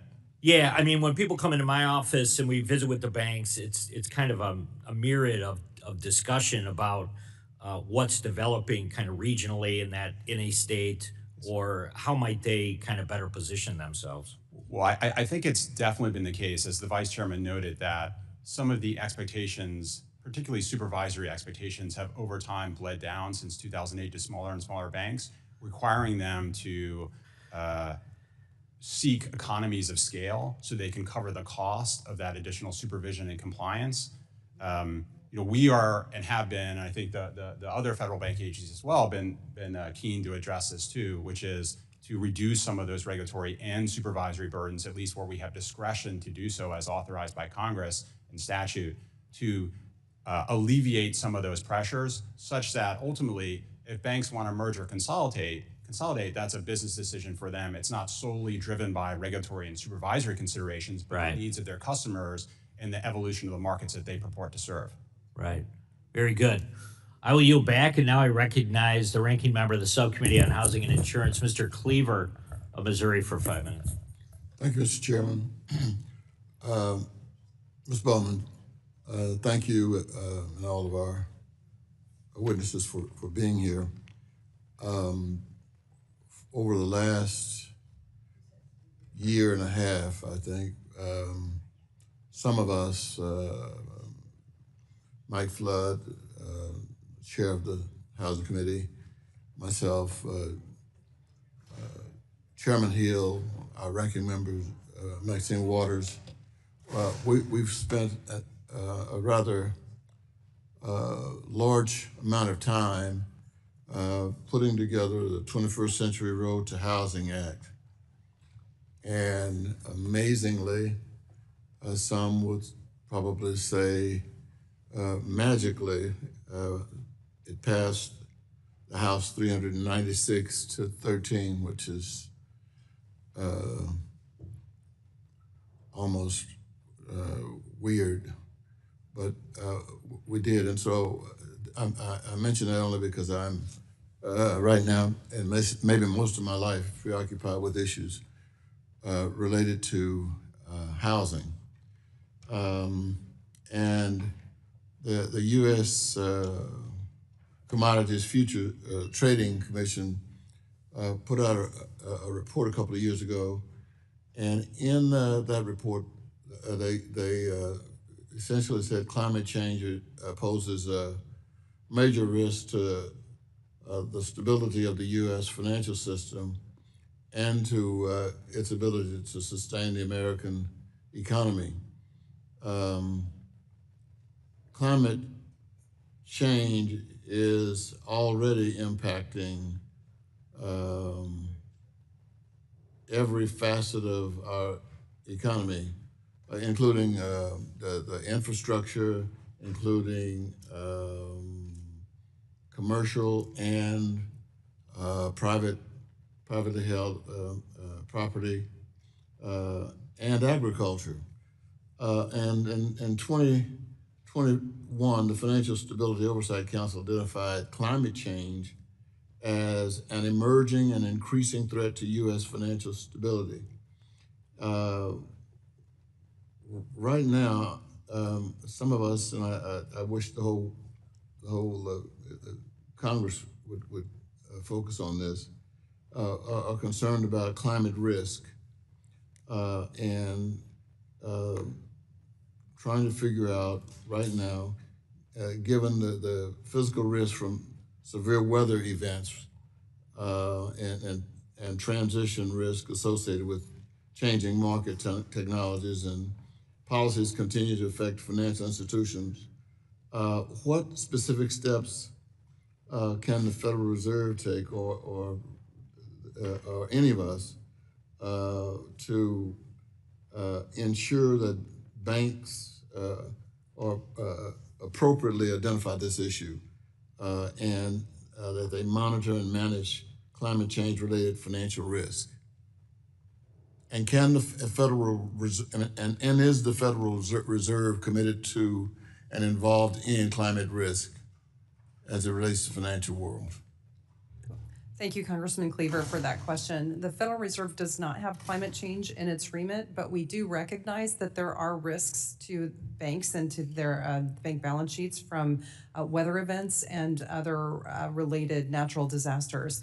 We do require our banks to mitigate for those risks and to take those into account as they're doing underwriting activities, but we don't see climate as a bigger risk than other related risks like financial risks to the balance sheet, but we do require our banks to pay very close attention, especially as they're thinking about real estate, where flooding often occurs, or in agriculture contexts where bankers always have to understand the impacts of related events on a farmer's crops, for example. Well, let me ask any of the other members, how do you assess the United States' current supervisory approach to climate-related financial risk compared to our international peers? Mr. Hill? Thank you for the question, Congressman. We look at things similarly to the Federal Reserve. We do expect banks to be prepared for risks in their operating environment, and that generally would include the potential for weather events. Historically, extreme weather events generally has not presented safety and soundness risk to banks. We have no evidence of banks failing as a result of weather events. That always could change in the future, and so yes, again, we always want banks to be prepared, but we don't view this as a risk that deserves outsized attention compared to other risks. Okay. Thank you. Thank you. Thank you very much. Thank you, sir. I'll now recognize myself for 5 minutes. I'd first like to ask our Comptroller Gould on a question on the Genius Act, which we recently passed, of course, here in Congress. How is the OCC preparing to implement the Genius Act? What is the timeline? And what are the key rules that you'll put in place so that those folks who are in the stablecoin business can have clear direction in which to move forward? Thank you very much for the question, sir. As you probably know, we have proposed a pretty significant rulemaking. The comment period closed. I think we received over 300 comments. We're in the process of reviewing those comments as quickly as we can and making changes and responding to those comments as necessary to make sure that our final output is something we're proud of and something that appropriately balances both the potential as well as some of the risks that many have noted associated with payment stablecoins. Separately, and I would say, sir, we are very well aware of the statutory deadlines that Congress has imposed on us, and we're doing our utmost to meet those statutory deadlines without compromising, hopefully, the quality of the work product. Separately, there are efforts underway, other rule makings that we're doing, including with Maine Treasury on the BSA/AML side, which are very important as well, and so those are also going on too. You recognize the idea of the timeline. Do you feel you'll meet that congressional timeline? Sir, I couldn't, in good faith, tell you right now whether we will or will not, but we are working very hard. Our teams have been working almost since before the law was signed into, the bill was signed into law by the president. So we've been working very, very hard. I'd like to ask Ms. Bowen, if I could, a question. As we all recognize, with the sharp rise in interest rates starting in 2022, banks like Silicon Valley Bank, of course, just simply failed. And I'd like to know from your perspective, what are we doing now to mitigate those risks moving forward on liquidity issues, capital, balance sheets, you name it? What are we doing to make sure that that might happen? We all recognize the challenges with interest rates as they rose dramatically in the previous administration. And I know Chairman Powell's before us. In fact, he answered my question. I asked him the question, well, why did interest rates rise so quickly? His answer was pretty simple. He said the government was spending too much money. But that being said, on the interest rate question and the effect of SVB Bank, what are we doing to mitigate those risks moving forward? Well, thank you for that question. So a few things that we've already done and a few that are in train. The first is that we've just recently introduced our Basel capital proposals, and the comment period ends on those June 18th. We look forward to reviewing the feedback on that. That proposal includes a provision on mark-to-market for AOCI, and that may have some impact on that. We look forward to comments. The other issue is, you mentioned liquidity. Together, the regulators are working toward putting together a proposal to address liquidity weaknesses and requirements that we could look at going forward. The Federal Reserve is uniquely positioned in that we're both responsible for bank supervision, but also for monetary policy. So it seems as though these things, while unrelated, really are related, as we saw during the COVID period when we were increasing interest rates on such a rapid basis at such a large amount in increments. As the governor responsible for the smaller bank portfolio, we were watching carefully that impact as we were increasing rates so dramatically and so quickly on the smaller banks. And we recognized that there were issues that were arising, and we were working with our banks to, one, educate them about what our expectations would be going forward, and two, trying to understand fully what the implications would be, and working to shock portfolios to understand the conditions that could arise that would be significantly detrimental to the banking industry. I think it's important that we have people with banking experience that serve in these roles. You know, I sit in the role on the Federal Reserve Board that's reserved for someone with community banking or state bank commission experience. And I think that allowed me to see and understand in a different way than some of my colleagues did at the time. Thank you so much. I'll just close with this. As we've had this very kind comments about our former chair, Mr. Powell, again, in this very committee earlier this year, or maybe late last year, it was the recognition of the chairman that the reason why we had such high interest rates was just the out-of-control spending that took place in that time period, and that was his own testimony when I asked him in this committee. With that, the chair recognizes the ranking member of our Subcommittee on Financial Institutions, Dr. Foster, for 5 minutes. Thank you, Mr. Chair, and to our witnesses. Early last month, the Treasury Department convened an emergency briefing with the CEOs of America's GSIBs and other CEOs to discuss the cybersecurity risk of Anthropic's Mythos model, which excels at finding and exploiting cyber vulnerabilities at an alarming rate. To date, Anthropic claims that the model has been used to find more than 10,000 high and critical level security flaws in otherwise trusted software. Anthropic has provided early access to Mythos to large companies, including US GSIBs, so that they may scrub their software for vulnerabilities. But I worry that smaller financial institutions have not received equivalent access in a timely manner. So what's the policy here? Who exactly received access to Mythos on what time scale? And I guess I'll just go down the line here. Vice Chair Bowman. Thank you, Congressman Foster. This is a very important issue and one that we're working together on. In the What has happened so far? So I can't disclose who has had access, but I can tell you that we're working both with service providers and within the banking industry to work together to understand what impacts we may need to have them mitigate and address. We have not ceased our cyber exams. In fact, we continue to work with our institutions to understand how they're planning to Okay, respond. but it's unquestionably true that small banks with their private systems have not been given the same level of cyber defense that the large ones have, which is not irrational. But it seems to me that you're going to need a very clear position on this. You're going to have to define the defensive perimeter and say this is the software stack that we're going to defend to the best of our abilities, and other institutions that are using different software stacks are going to have to just accept that they're a lesser priority. And I think there's a lot to be done here. I think first and foremost, frankly, to have the federal government define a software stack that we are going to defend.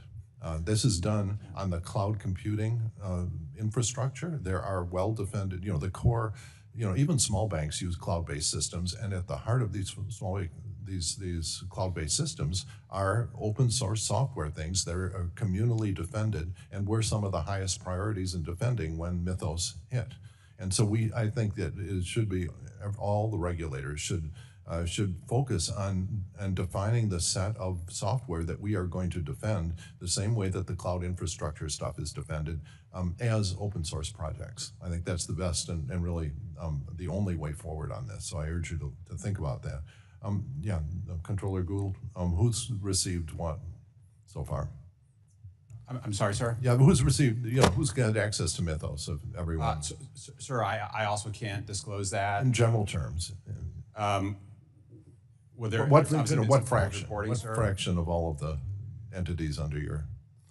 Well, I can't give you an answer on what fraction under all our entities, but apropos to the conversation we had before the hearing started, sir, I, like you, am also concerned about the perception of a cyber moat, again, real or perceived, around the very largest banks, and I think particularly around the smaller banks as well as mid-size and regionals. It's very important for us to focus on the service providers that support them.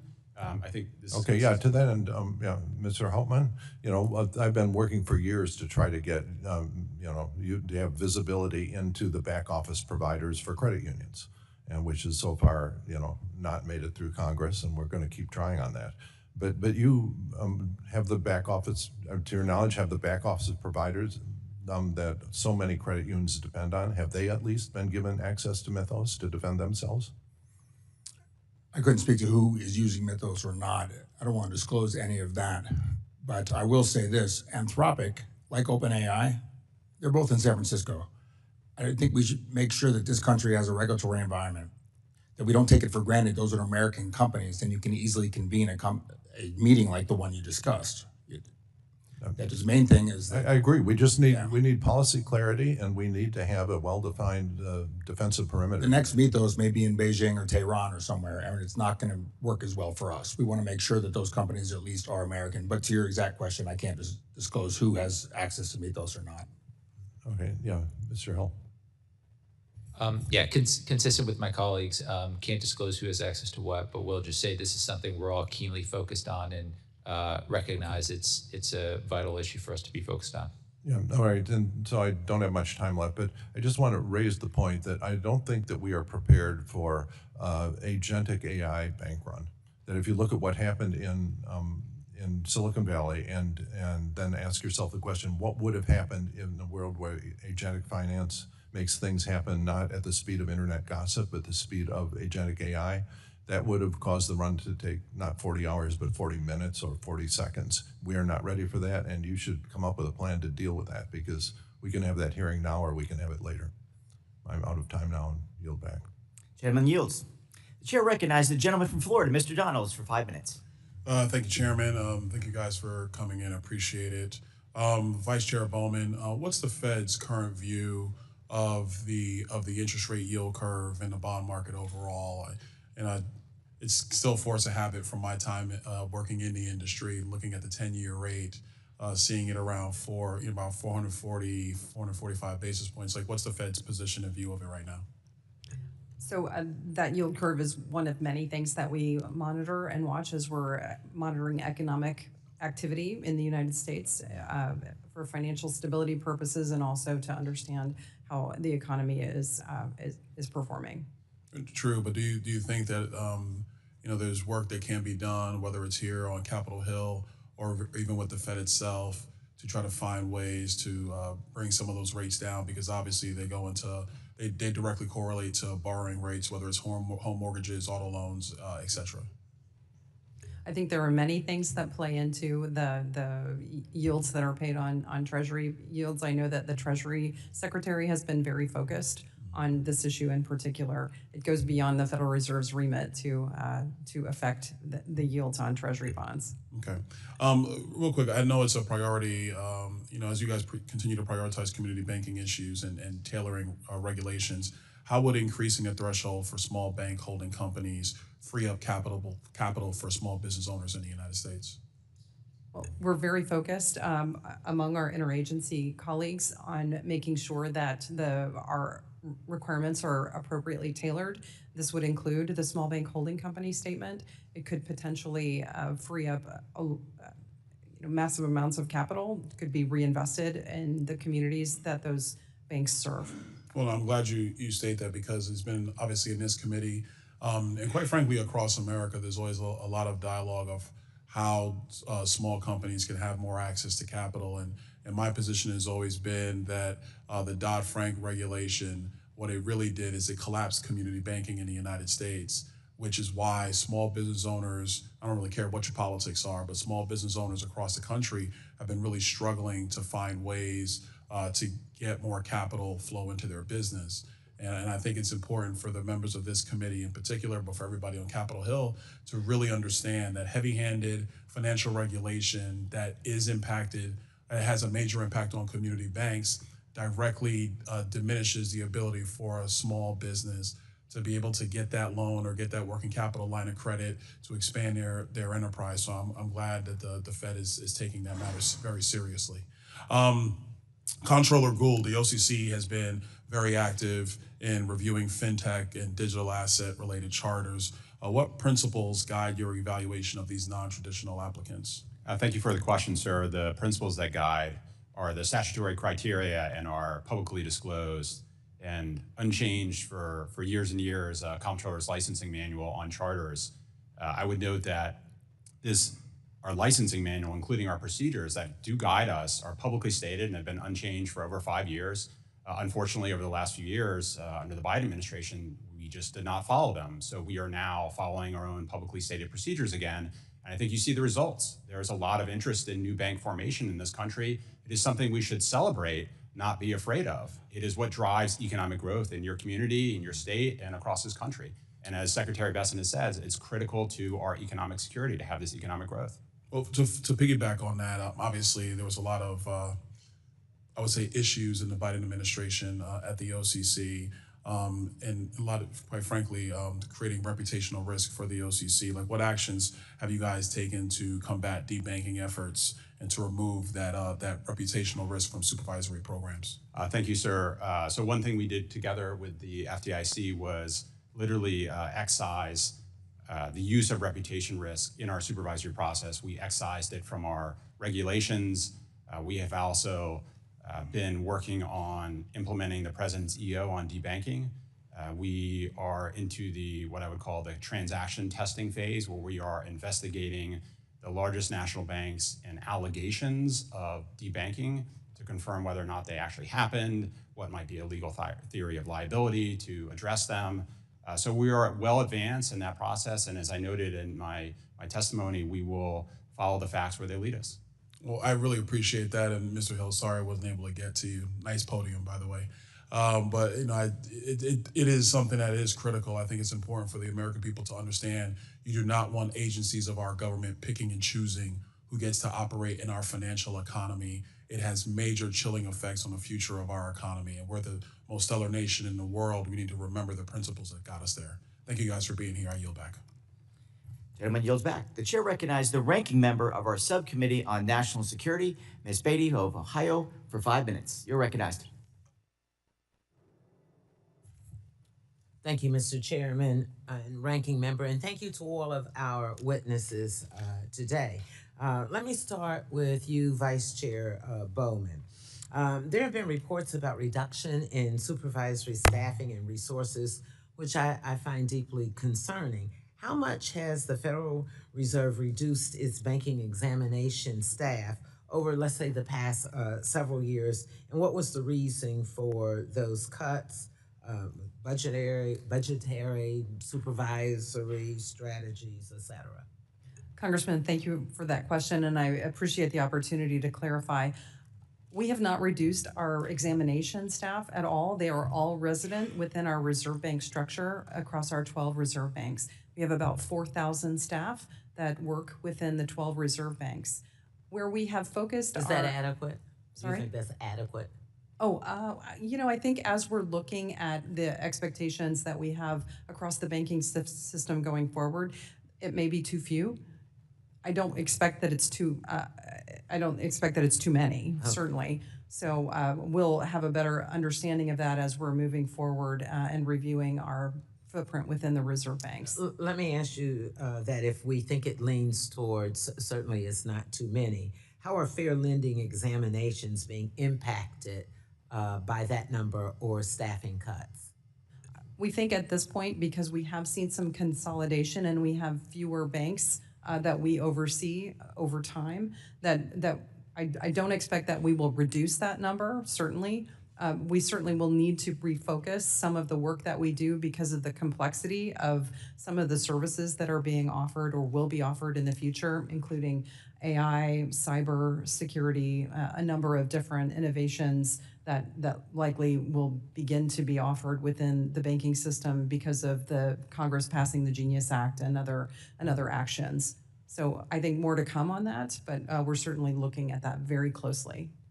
Okay, thank you. I'm going to move on.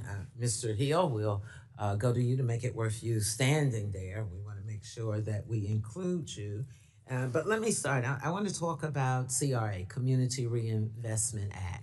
As we're approaching 50 years from the inception of that, I am a big proponent. In full disclosure, been around for a while. Prior to being in Congress, working with financial institutions to make sure that is a standard, because as you know, it includes the community, an evaluation, for lack of a better word, process to make sure that financial institutions are making an investment.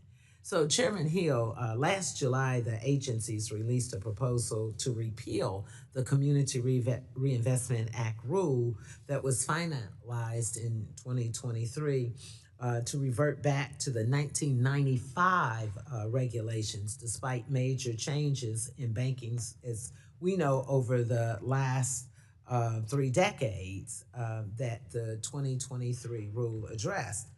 Certainly we know Chairman Powell, then Chairman Powell, was very supportive, and he was an advocate of modernization or modernizing the rule. And so I've had a lot of time of working with folks like you, your predecessors, and he on that. So does your agency also said that you decided against undergoing a regulatory process to change the CRA regulations further? You want to talk about that in any way, Mr. Hill?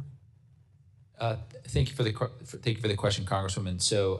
So as you know, the rule that was finalized in 2023 has never actually gone into effect.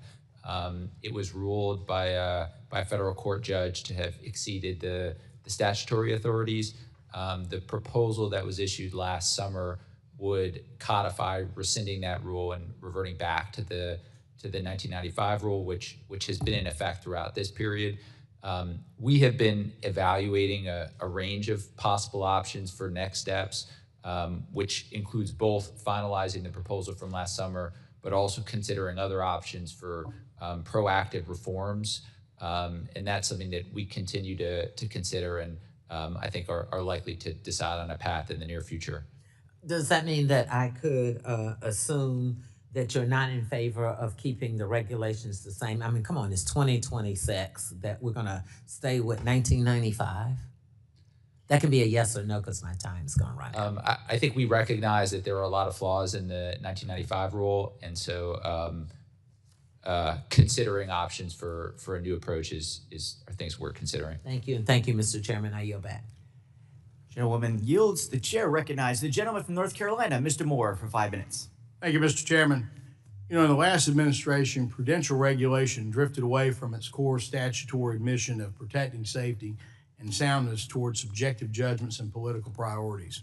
That shift has caused created unnecessary uncertainty and imposed disproportionate burdens on the community and mid-sized institutions that drive credit formation. We're now working to revive that principle of regulatory tailoring because requirements should match an institution's actual risk profile. Comptroller Gould, the OCC has proposed reducing exam frequency for smaller banks. The House has also passed a bill that I sponsored, the Trust Act, which would raise the consolidated asset threshold for well-managed community banks that qualify for an 18-month exam cycle from $3 billion to $6 billion. How do you think that will improve the capacity without compromising safety and soundness? Well, sir, first, thank you for your efforts on the legislative front. Obviously, we can do what we can on the regulatory side to make some of these changes, but you can make them permanent. So thank you for your willingness to push that. I think the reality is simply that as we've seen, particularly post-2008, a lot of the burdens of the post-2008 crisis regulatory and supervisory framework fell disproportionately on smaller banks, really imperiling their business models. And so anything we can do to kind of alleviate that, and I think anything you can do through statute would be well taken by those banks. The reality is that, I think that we have been, at least at the OCC, have not been allocating our examiner resources in all cases that is in a way that is proportionate to the risks presented by the actual banks, particularly smaller banks. So I think you're again, I'm not familiar with all the details of your bill, sir, and happy to look at it and get back to you, but I think it sounds like what your bill would do would help us kind of constrain that. Great. One-size-all regulation has really distorted competition and discouraged institutions from growing past these arbitrary thresholds. Recognizing this need, the committee also passed the TIER Act to update the statutory tailoring thresholds and require federal banking agencies to periodically review and adjust the non-statutory thresholds as well. Vice Chairman Bowman, you've emphasized the need to strengthen tailoring across categories 2, 3, and 4. What specific changes is the Fed considering to ensure mid-sized and regional banks are not subjected to capital and liquidity requirements that exceed their actual risk?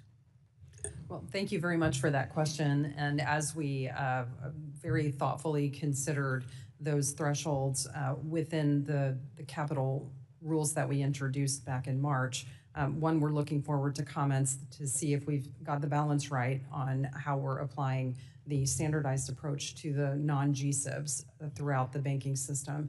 But we're also approaching the way that we're thinking about applying applications beyond capital as we're looking at asset thresholds throughout the entirety of the banking system. That would include the larger banks as well as the smallest banks. Very good. Tailoring just isn't a bank issue. Chairman Hopman, what steps is the NCUA taking to ensure regulatory tailoring for rapidly growing credit unions that may not resemble traditional models? Sorry. Just in the past year and a half, we've done a true top-to-bottom review of a lot of regulations, some of which were outdated, some of which were counter to each other or redundant. We know that even just complying with them, doing the paperwork, is an epic hassle. But we definitely want different kinds of credit unions. As an insurer, you want a diversified portfolio. We want them to do different things. So that's something that has been a struggle, but trying to have our examiners aware that doing new things in a different way is positive as an insurer. We don't want credit unions to look like each other. Last November, committee Republicans sent a letter to the federal banking agencies to ask that you undertake rulemaking to index the regulatory thresholds for the application of enhanced prudential standards, which are based on 4 categories of institutions. The Senate Banking Committee sent a similar letter earlier this year.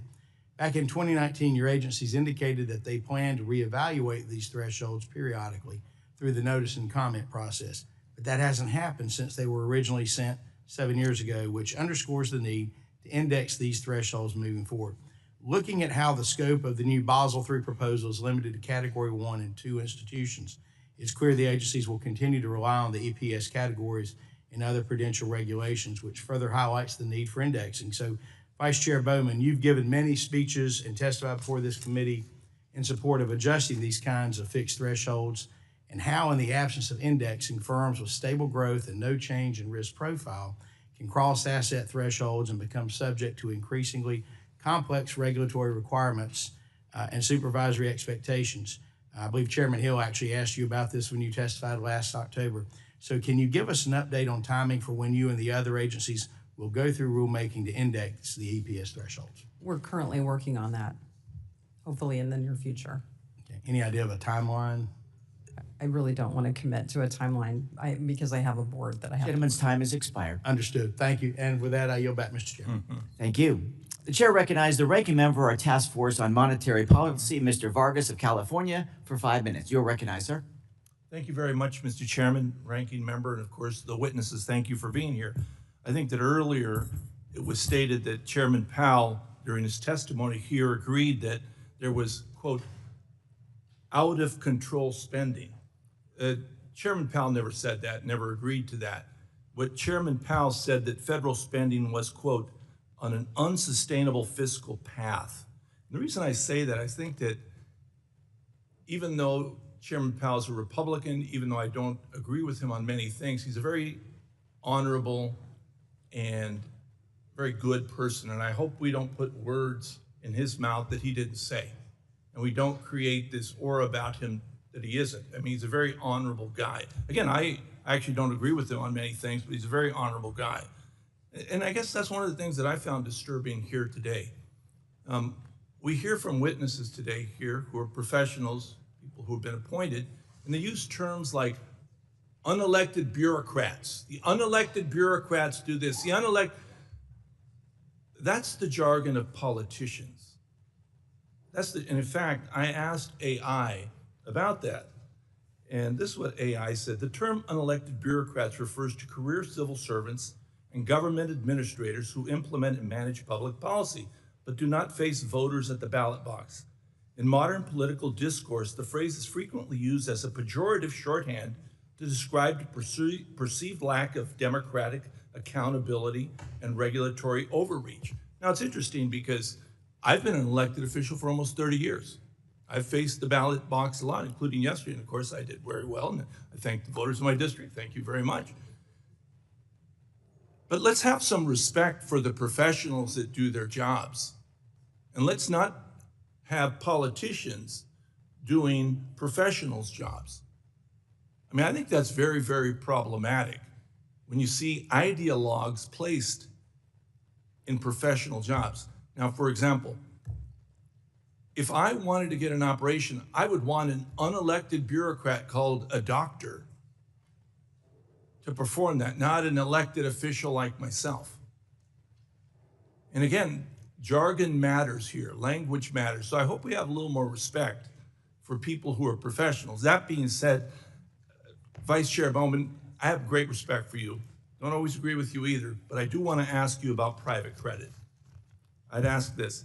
Banks have significantly increased their involvement in the non-bank private lending arena, which has led to some concern about spillover contagion and risk posed by the strong interconnectedness within our economy. In an analysis the Fed staff published in May of last year, they wrote, the lack of transparency and understanding the interconnectedness between private credit and the rest of the financial system makes it difficult to assess implications for systemic vulnerabilities. Now, could you comment on that? Because I do have some concern about that. There's some gap in data. What have you been able to do, or what are you looking at? So this is an important issue that we've been looking very deeply into and trying to work with our regulated financial institutions to get a better sense of what the bank investment is into the private credit space. And since it's quite opaque. It's difficult to know. We have seen a rise in the investment from banks into NBFIs in particular, but it's been very difficult for us to have a clear understanding of where those funds have been flowing.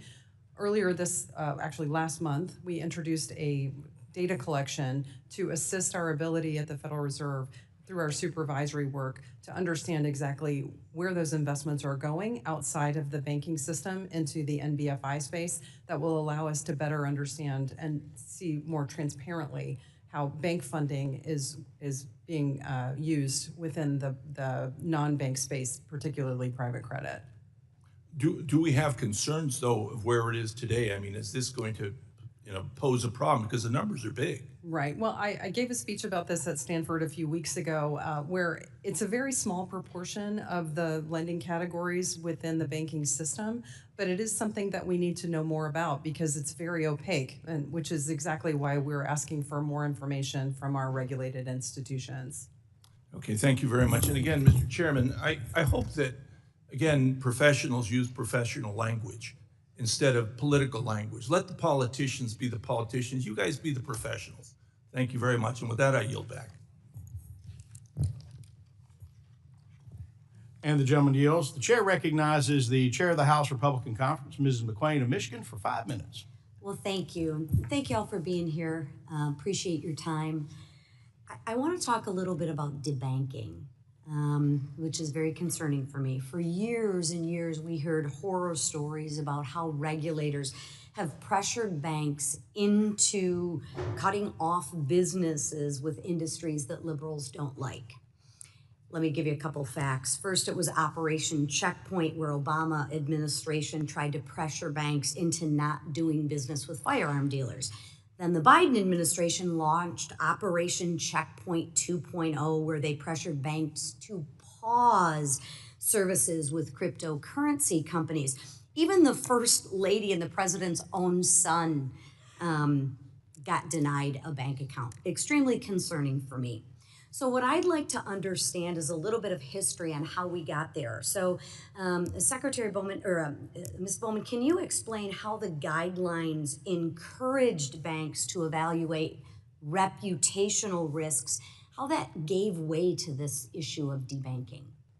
Well, Congresswoman McClain, first of all, it's nice to see you again. We visited a few months ago about mortgages, which we've made some progress on. But on this issue, during the first Operation Choke Point, I was actually a banker and was subject to scrutiny from the then FDIC, sorry, Chairman Hill, about the activities that we had. And it wasn't just limited to the activities that you mentioned.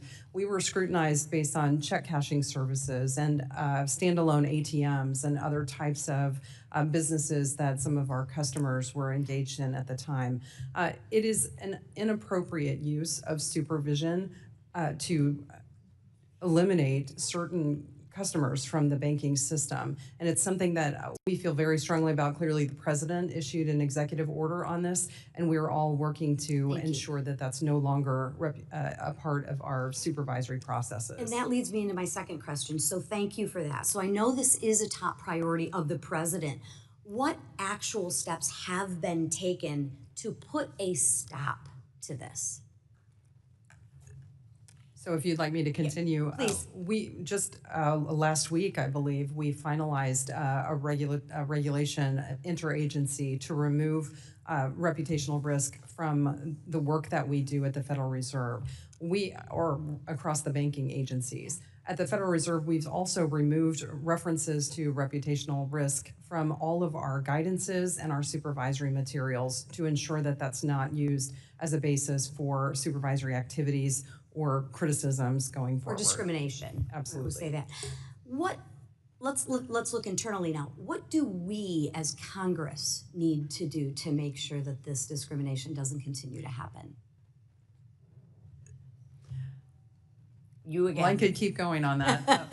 I think it's important to recognize that putting people in roles that are responsible for supervision of banks need to have some experience within the banking system, and either as a supervisor or as a banker, to ensure that we're not bringing ideology into the work that we do and that we're enforcing the law. There are already laws on the books about anti-discrimination. These are not activities that we should have been engaging in from a supervisory perspective. So I'm going to switch. Thank you. I'm going to switch to Mr. Hopman. One of the concerns that I have is instead of going through the formal rulemaking process, the Biden administration directed the NCUA to implement regulation by enforcement, which is very concerning to me. What is the NCUA doing to put a stop or an end to this? Yeah, regulation by enforcement to me is unethical. Amen. Nobody in this room would tolerate it in any other part of their life. You're familiar in a small town where they have a speed trap where you can tell the goal is to run up the tickets. Usually around the end of the month. Yes, exactly. None of us would tolerate it. Right. It was rampant across a lot of regulators. Even in my current job at NCUA, I asked the CFPB about something that was brought to my attention, and we'll enforce whatever the CFPB says, and this is under Biden.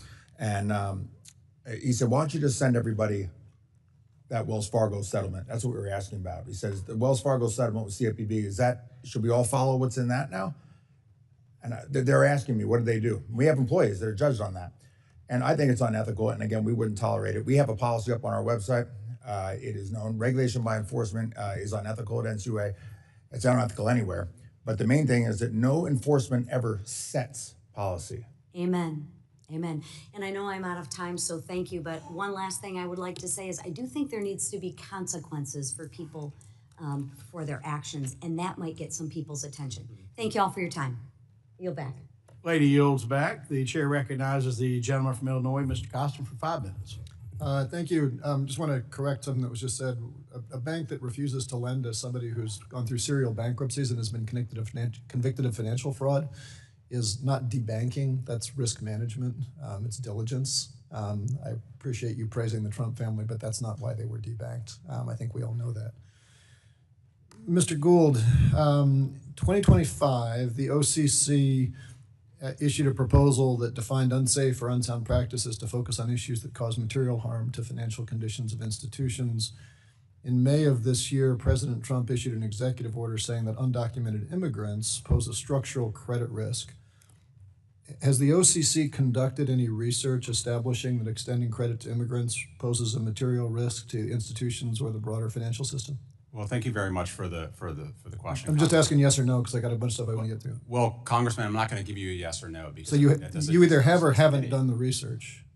Congressman, you're conflating two things. You're talking about a proposed rule and then a directive from the president asking us to issue guidance. We issue guidance all the time on. Look, I'm not. You don't have to get angry at me. This is just a yes or no question. Congressman, as I said, I'm not. Are you going to do that research in response to the executive order? Congressman, on a regular basis, we assess safety and soundness risks, and we issue guidance. Are you looking at the risks of debanking immigrants if there's a capital flight out of the banking system? We have concerns about any amount of, particularly levels of financial fraud in the banking system that we have seen. Look, that's not the question. Immigrants commit crime at a much lower rate than the native-born population. We're stipulating things because the president wants them to be true. You are responsible for the banking system. Are you doing the research? Congressman, we are doing the research on a regular basis. Can you provide that research to us? Safety and soundness risks to the system, including risks of financial fraud. I would love to. Let me move along. I want to talk about the skinny master accounts that are, in this moment I want to get to you about some of this question, but I want to stay with Mr. Gould for a moment because historically the master accounts have required that we have a bank charter, whether the tier 1, tier 2, tier 3. A number of the people who have been preparing to apply for these master accounts have now been going through this OCC process for bank charters. And I want to just clarify with you, Mr. Gould, because in your exchange with Mr. Meeks, if I understood you right, you said that trust charter applicants don't necessarily need to demonstrate compliance with anti-money laundering rules. I think you said it's not as simple as a yes or no as you just did. But the OCC's chartering guidance specifically says that trust applicants must outline an AML compliance program. So do you want to correct what you said to Mr. Meeks, or are you suggesting that you can get an OCC charter without a robust Congressman, AML if you'll give me a moment to explain to you what's in our Comptroller's licensing manual, we have a two-phase process to chartering a bank. Before a bank opens its doors for business, it obviously has to have an operational BSA AML compliance program. But in the first phase, that is the phase where we determine whether or not we're going to issue a preliminary conditional approval or not, and at which it has not actually opened for business and is not ready to open for business. A bank does not, by definition, that's in formation, need to have a BSA AML compliance program. We give them that second phase to develop the policies. So here's the issue, and I want to get to Ms. Bowman. If you have to have a charter in order to get into a master account situation, the OCC charters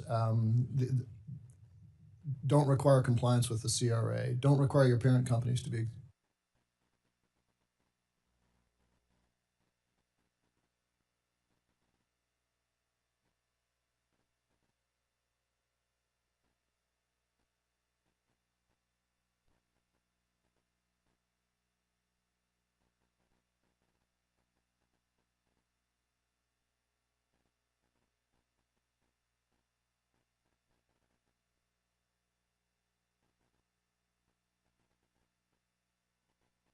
subject to the Bank Holding Company Act. There are lower protections that are in there. And if you've got access to these master accounts, skinny or otherwise, you can move money through the system much more quickly. And the concern would be if you've got people who can move that money, but don't otherwise have the kind of AML protections that we want to have in the system. So are we confident that this process, if it's too difficult for Mr. Gould to give a yes or no, do they have the same equivalent AML that other chartered banks will have? How are we protecting against making sure that people who get these skinny accounts can't use that as a way to bypass some of our AML protections? Well, that's a good question. I do want to recognize that one of my colleagues, Chris Waller, is responsible for payments on the Federal Reserve Board. I do serve on the committee for payments as well. We did just issue a proposal, publish a proposal. It does require BSA AML requirements as a part of that analysis. So it is not entirely accurate to say that there's no requirement for BSA AML procedures. There's also not necessarily a requirement for a chartered entity to be able to qualify for a master account, especially for one of the limited purpose ones, as we call skinny master accounts. Okay, I'm out of time. May want to follow up with you, but be happy to follow up with you on that. Go back. Gentleman yields back. The chair recognizes the gentleman from the great state of Iowa, Mr. Nunn, for 5 minutes. Well, thank you, Chairman Moore. Appreciate that. And thank you very much for this panel being here today. I want to highlight, folks back in Iowa right now, as a Midwestern gal yourself there, Ms. Bowman, community banks, credit unions, they provide the loans that keep us all farming. Small businesses are growing and family budgets on track. The work your panel specifically has done here in refocusing supervision on real risk, tailoring regulations to size and complexity, and ending Operation Choke Point 2.0 is exactly what our communities need. And I appreciate you guys all leading forward on this. I spent most of my career as an intelligence officer, so I'll be very direct. AML modernization, it's long overdue. Every year, financial institutions file more than 4 million suspicious activities reports, or SARs, 20 million currency transaction reports, yet fewer than 1% of these SARs has led to an investigation, and only 5% of the CTRs are ever accessed by law enforcement. I think we all see the result of this. That is millions of reports, billions of compliance costs, and very little actionable intelligence to be able to go after. I would offer we need to be shifting quantity for quality in this area. In April, a joint AML-CFT proposed rule was a meaningful step forward, but real reform requires enforcement that evolves alongside the rules.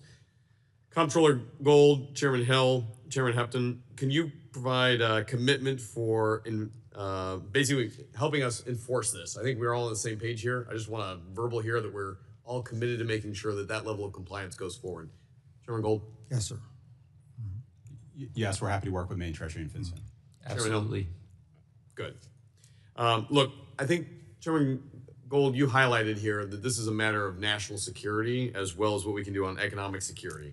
The specific changes would allow a community institution to redirect compliance resources towards identifying genuine threats and bad actors. With that, I want to highlight something that my colleague across the aisle, Mr. Caston, raised a number of issues with you, Mr. Gold. I want to give you first an opportunity to respond. I think you got cut off there. And then also talk about what we're trying to do on the enforcement side moving forward. So I turn over to you for any response. Well, I mean, thank you very much. I mean, obviously, before a bank actually opens for business, it has to have an operational BSA AML compliance program that meets our standards. However, we have a two-phase program to how we charter a bank potentially. While a bank's in formation, it gets an early nod or not from us as to whether or not we think it has a reasonable chance of success. After it gets that nod or declination, as the case may be, then it does the hard work of building the policies and procedures, hiring the people, raising the capital. This is just common sense, and this is what we've always said we've done. We just haven't, in all cases in practice historically, lived up to our own stated procedures and the statutory criteria. Thank you. I think that's very well said. And coming from the state of Iowa, where we have some of the highest number of lenders as a percentage of capital in the country, our guys understand and get this. I don't think that we need to confuse the issue. We need to be able to go after a real AML modernization. Vice Chairman Bowman, thank you, first of all, for hosting us, meeting with us one-on-one on a lot of these issues. Your board has done the revised work for Basel III proposal. The 2023 version would have squeezed credit to Iowa farmers, home buyers, and small businesses. The 2026 proposal corrects that overreach, and a companion GSIB surcharge adjustment delivers the kind of tailoring that your committee has long, or this committee has long called for, and you have long called for. Together, these proposals show what risk-based, economically grounded capital reform looks like. Could you walk us through how a revised standard approach better captures actual risk profile, particularly for agriculture and mortgage lending? This is one of the important areas that we identified in the original proposal from 2023. I can't remember when it was originally introduced. But we've learned a significant amount from the number of comments that were submitted from that proposal. One of them is this important issue with agriculture and commodities. We look forward to receiving comments through the comment process. That process ends June 18th. And hopefully we've gotten the balance right in this proposal, but we look forward to understanding if it needs improvement or if we've aligned it correctly. Very good. Thank you, Chairman. Thanks. Mr. Chair, I'd just like to take a brief moment of personal privilege in my last 30 seconds here to say that tragically, I'm going to be losing one of our top staffers. Ms. Caroline Sayers is headed off to work for Ms. McLean. She has been a leader here in the committee on leading more bills than anyone else other than you, Mr. Chair. And so we're thrilled that Ms. Sayers is going to stay with us on financial services. But Caroline, we wish you a lot of luck. Thank you for everything you've done for the folks of Iowa back home, and good luck in your next mission. Team, thank you for being here today. Appreciate it. Gentleman yields back. Chair recognizes the gentlewoman from Michigan, Ms. Tlaib, for 5 minutes. Thank you so much, Chairman. Vice Chair Bowman, Bloomberg and Reuters had reported in April that you met with big bank CEOs. Is that correct? I'm sorry, I didn't understand what you said. Bloomberg and Reuters had reported in April that you met with big bank CEOs like including JP Morgan Chase and Goldman Sachs to direct their commenting strategy with Basel Bank. I frequently meet with CEOs of all You met sizes with of them in institutions. Yes, I meet with a number of institutions. Well, this is important because I want people to know about their comments Yeah. for the rule. Okay, Our well, comment process is open until reclaiming my time. 1 second. I'm trying to explain to the public that you meeting with them is actually could be unlawful. I would like to submit for the Actually, record that's not accurate. HBO They're versus supervised FCC, institutions. We meet court with case them for regularly. the record. Without objection. It's Thank our you. responsibility Bank to capital meet with is the CEOs of our cushion that I know, but let me regulated finish. Let me institutions. explain myself. I said I think it could be unlawful, so I'm just going to explain myself. Okay, I don't, but it's. I mean, if you were a resident of mine and you know that you met with the big banks, and right now it was reported that it was around commenting strategy regarding Basel Bank, you can say no. That's fine. Now, public commenting process is to promote transparency, to gather outside expertise and information. The purpose is not for regulators to increase their influence and manipulate the process. That's why HBO versus FCC is important here in the case law. In there, it says, quote, 1977 case, DC court ruled that once a proposed rule has been noticed, which it was, Vice Chair Bowman, An agency official who is or may reasonably be expected to be involved in the decision process should refuse to discuss matters relating to rulemaking proceedings with any interested private party. So that's what I put into the record. I just want to notice that I believe there are some, concerns in regards to that. And I'll have you comment in a minute. Bloomberg again wrote, quote, bankers walked away from the exchange in the view that they should limit their public comments to constructive feedback. That's what they came out of that meeting with you with. Again, that was reported in April 23rd, 2006, and I would like to submit that for the record, the Bloomberg article. Without objection. Thank you. Consider all comments Will you, to be will constructive you commit feedback. releasing your calendar and meeting logs to the public, Vice Chair Bowman? I'm sorry, could you repeat that? Will you commit to releasing your calendar and meeting logs to the public? We're responsive to FOIA requests. Oh, you want me to file FOIA? Would you like me to file FOIA? If you'd like access to material from the Federal Reserve, that's generally. So the meeting did happen, at least you acknowledge that. I'm not sure what meeting you're referring to. I am referring to to the meeting. Like I said, I meet with bank CEOs I'm referring to the all the meeting. time. In April, you met in April 2026. Did you meet with JP Morgan Chase and Goldman Sachs, yes or no?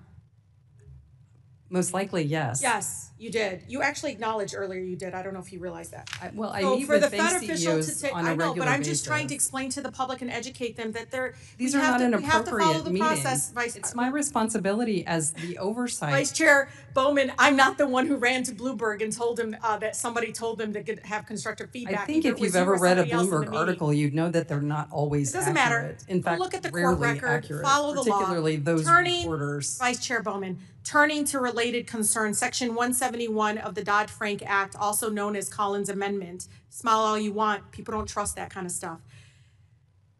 Created minimal capital requirements, y'all. One is large banks face stronger requirements than smaller banks. Two, capital requirements cannot be weaker than those in place at the time of Dodd-Frank's enactment. So serious questions here. Vice Chair Bowman, or maybe Chair Hill, did your agency consider Collins Amendment? If so, why did you not disclose your legal analysis?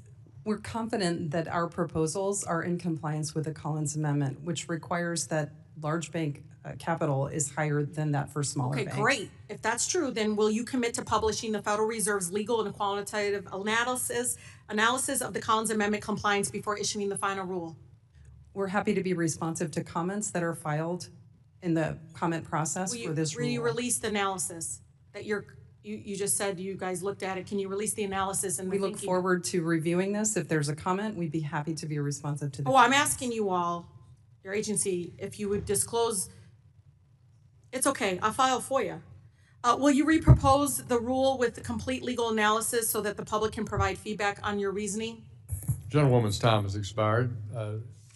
Appreciate the gentlewoman from Massachusetts. Chair now recognizes the gentlewoman from Florida, Ms. Salazar. You're recognized for 5 minutes. Thank you, Mr. Chairman, and thanks to all of you for being here and giving us your time and your expertise. My name is Maria Salazar. I represent the city of Miami, a city that is full of banks and one of the most prosperous and prettiest cities in the country, but also with a very large immigration or immigrant population living in the city of Miami. You know that on May 19th, the White House issued an executive order that instructs Treasury and the banking regulators to try to identify those people who are undocumented in the country and who use our banking system by opening up, first of all, a company, then getting a tax ID number, and then going to a banking institution and opening up a bank account.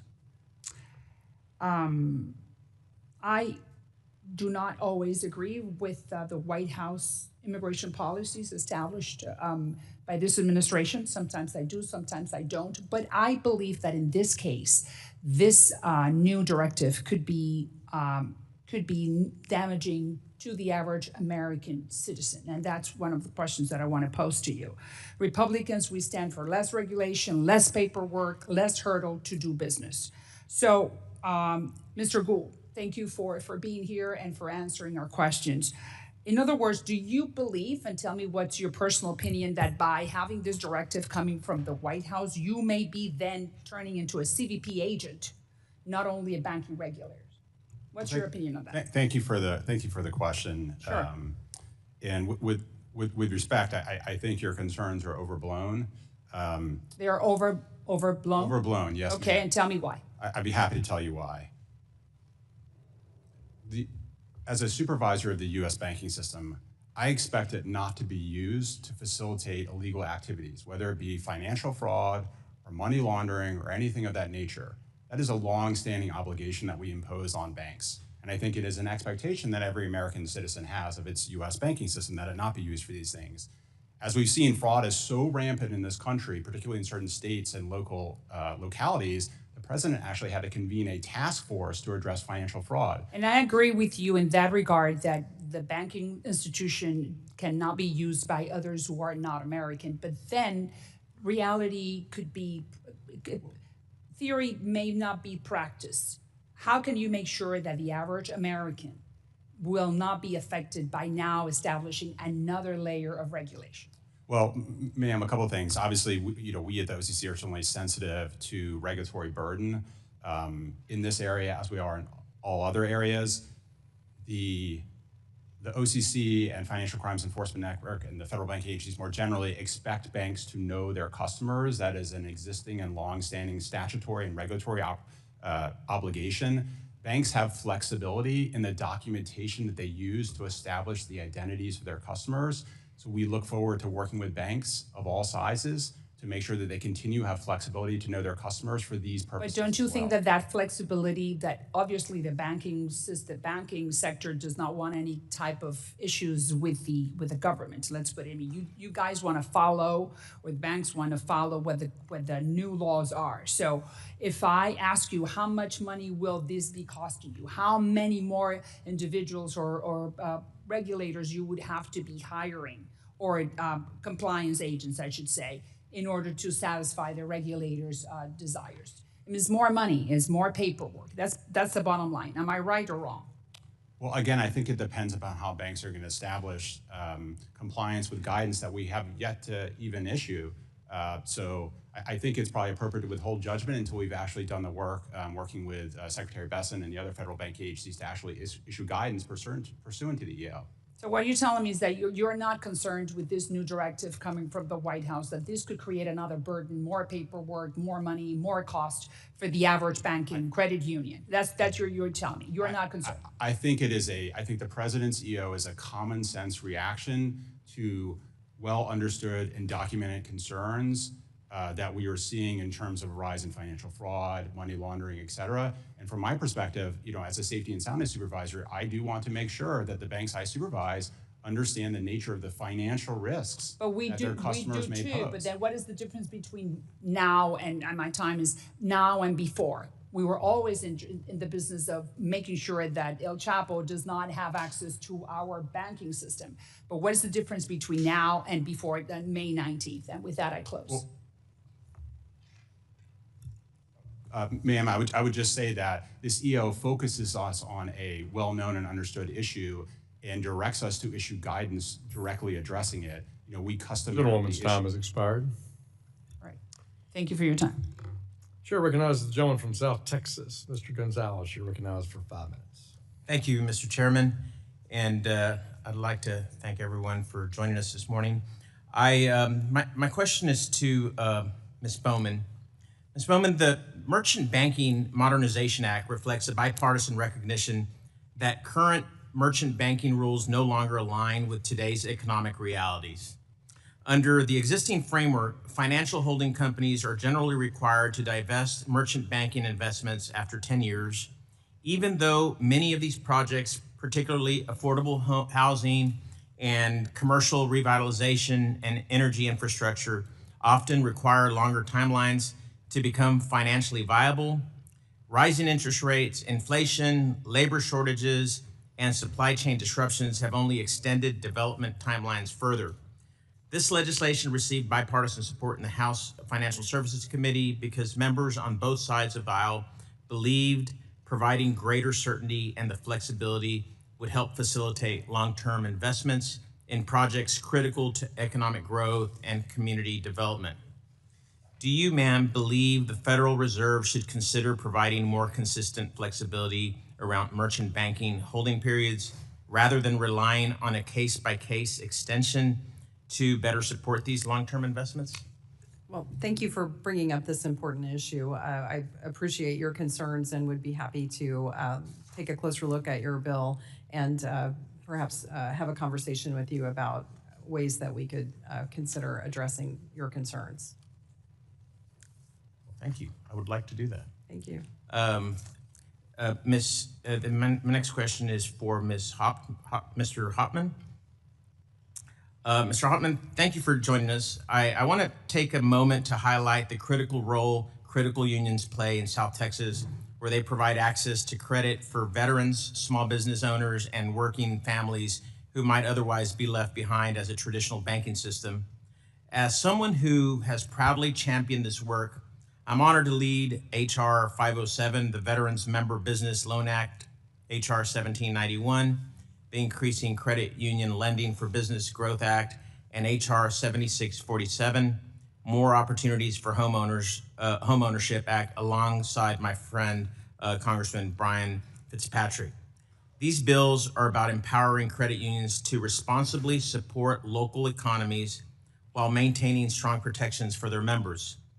My question would be, without asking you to weigh in on any specific legislation, do you believe carefully tailored lending flexibilities for groups like veteran first-time homebuyers and small businesses can be implemented consistent with safety soundness? And can responsible, well underwritten community lending strengthen both credit unions and local economies, the local economies they serve? As a general matter, yes. Yes, that is true. We want to be a country that has every niche covered. I was probably well into my 30s before I realized how unique this country was, with having so many small depository institutions that serve various niches, including veterans, including immigrant groups, including various industries. We don't want to be like Australia, which has 4 banks for the whole country, or Canada, which has 6. We want to have all of these niches that are stable. And I think we're a better, more prosperous country because we do have banks that know soybeans and credit unions that know the Broadway industry in New York, for example. So we want to have every nook and cranny of this country covered with a financial institution that meets its needs. Thank you. And I agree with that. Thank you, and I yield back. Gentleman yields back. The chair recognizes the chairwoman who chairs our Capital Markets Subcommittee, Ms. Wagner. You're recognized for 5 minutes. I thank you, Mr. Chairman. U.S. banks play an essential role in our capital markets, not just as lenders, but as securities underwriters, liquidity providers, and through other market-making activities. These institutions keep capital flowing and help ensure that borrowing costs are stable for families and businesses across the country, including my home state of Missouri. When the original 2023 Basel III Endgame proposal was released, many of us raised alarms that significant increases in capital requirements would have had drastic consequences for everyday Americans.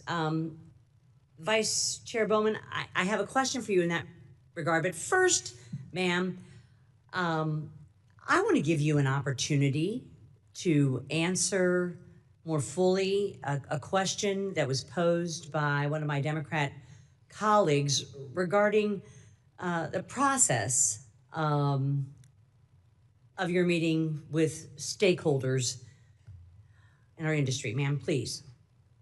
It's entirely appropriate for people from the prudential regulators to meet with stakeholders even when a proposal has been introduced or published for comment. There is a disclosure process that's required to say that there essentially a high-level view. A disclosure process is? It's yes. Yeah, it's just a reporting. Essentially, we say that Right. there was a conversation and with which stakeholders. It's entirely appropriate for us to do that. I can't imagine anyone trying to impugn your integrity, ma'am. Thank you. We hold you in the highest regard. We also meet with such stakeholders and others in this industry as we do our thoughtful deliberations. So I wanted to give you an opportunity to respond to that. Thank you. I appreciate Now, it. moving back to the new Basel III proposal. You've said the goal is to ensure that each requirement, quote, aligns with risk, achieves its intended purpose, and avoids creating unintended outcomes. How does this revised proposal strike the right balance of ensuring the resilience of the banking system while also mitigating any negative impact on U.S. capital markets? As you know, our proposal has been published. It was published in March, and our comment period ends in June on the 18th. We look forward to feedback on whether or not we've struck the right balance, especially with respect to capital markets. They're critically important to the U.S. economy and its functioning, and we want to make sure that nothing we do is impairing their ability to serve their customers and the U.S. economy. Great. Well, thank you very much. Thank you. One of the central arguments behind my bipartisan Invest Act is that capital for early stage companies is too concentrated in a handful of coastal cities. This leaves entrepreneurs in places like Missouri's 2nd Congressional District without access to the financing that they need to get off the ground and scale up. Bank lending to early stage companies, commonly referred to as venture lending, is an important piece of that puzzle.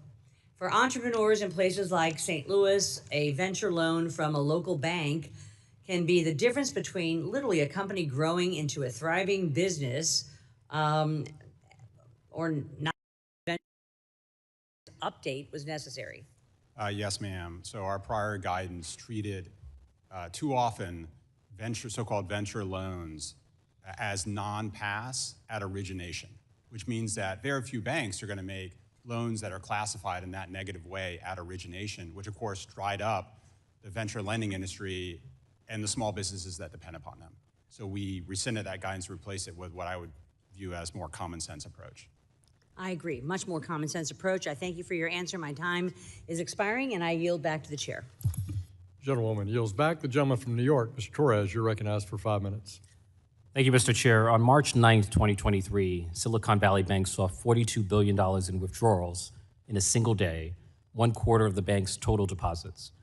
In a world where deposits can flee a bank at the click of a button, the Fed's slow-moving discount window can no longer keep pace with a fast-moving financial system. A Federal Reserve without an effective discount window is a little like a hospital without an effective emergency room. Imagine calling 911 and no one responding, or imagine calling 911 and indefinitely being put on hold. That seems to be the experience of the Fed's discount window. Vice Chair Bowman, the Federal Reserve has 12 reserve banks, each operating its own discount window. Do all 12 reserve banks have identical procedures? They do not. Do all 12 reserve banks maintain identical operating hours? I'm not aware specifically, but it's up to the Reserve Bank to post their operating hours. In the 3 years since the SVB collapse, has the Federal Reserve undertaken any effort to standardize discount window operations across the system? I'm not aware of efforts to standardize the approach. I am aware of efforts to try to modernize the infrastructure. Have those efforts succeeded? I think we should probably ask the banking system whether they've succeeded. My frustration is the greatest problem is not that the Fed is failing to modernize the discount window. The greatest problem, as far as I can tell, is that the Fed is not even trying. Do you have direct jurisdiction over? I do not. Okay. If you did, how long would it take you to fix it? I think we have had conversations internally about how long it might take us to resolve that, and we think it would be a period of months. And yet it's been 3 years since SVB. Correct. So I think the American people have a right to be frustrated by the Fed's failure to modernize and standardize the discount window. Like, in my view, in order for the Fed to be a lender of last resort, not only on paper but in practice, it must be capable of responding rapidly to emergencies and rapidly injecting emergency liquidity. Is that a fair expectation? I agree. In April 2026, the Federal Reserve sent a letter to U.S. banks inquiring about their financial exposure to the private credit market. Is the letter an admission that the Federal Reserve has insufficient visibility into the full extent of the banking system's exposure to private credit? Yes, as I was discussing with your colleague earlier, there are a number of opacities that exist between bank involvement and where it essentially eventually lands in the non-bank financial space. We have just launched a new data collection that will provide some more transparency and some specificity to where bank lending eventually ends up within the private credit space and within the non-bank space. We hope that that will provide us with a much better view on where the vulnerabilities might lie. And in your view, what is the nature of the challenge confronting private credit? Do you think of it as a problem with liquidity, or is there evidence of a deeper problem with credit quality? How do you think about the nature of the problem? Well, I think private credit is a very important service. I think, unfortunately, since the financial crisis back in the 2008-2009 period, some of the restrictions that were put in place on banking activity kept them from being able to directly fund activities that have now migrated outside of the regulated banking space and into a more opaque market of non-bank financial institutions. So what we're trying to do with some of the capital rules, especially with Basel III, was to bring some of that activity back into the banking system so that we have a much better view and an ability to supervise that activity. We did see from some of the bankruptcies and challenges last fall with several private credit funds that there were poor collateral management, there was some fraud that was occurring, and then others, bankruptcies and a lack of clear disclosures, I think. And I probably should nuance, if you have a private credit fund that has excessive exposure to software, right? The problem is not private credit, the problem is concentration in a single sector of the economy undergoing technological disruption, and concentration is dangerous in both public and private markets. And so how should we think about the problem? Is it about private versus public, or is it about concentration versus diversification? I think generally it's about underwriting quality. And if you're looking at a particular industry that may be more vulnerable to shocks or erosion of its previous positioning, then you should take that into account as you're trying to understand how you should structure a loan. I see my time has expired, so. Thank you. Gentleman from New York yields back.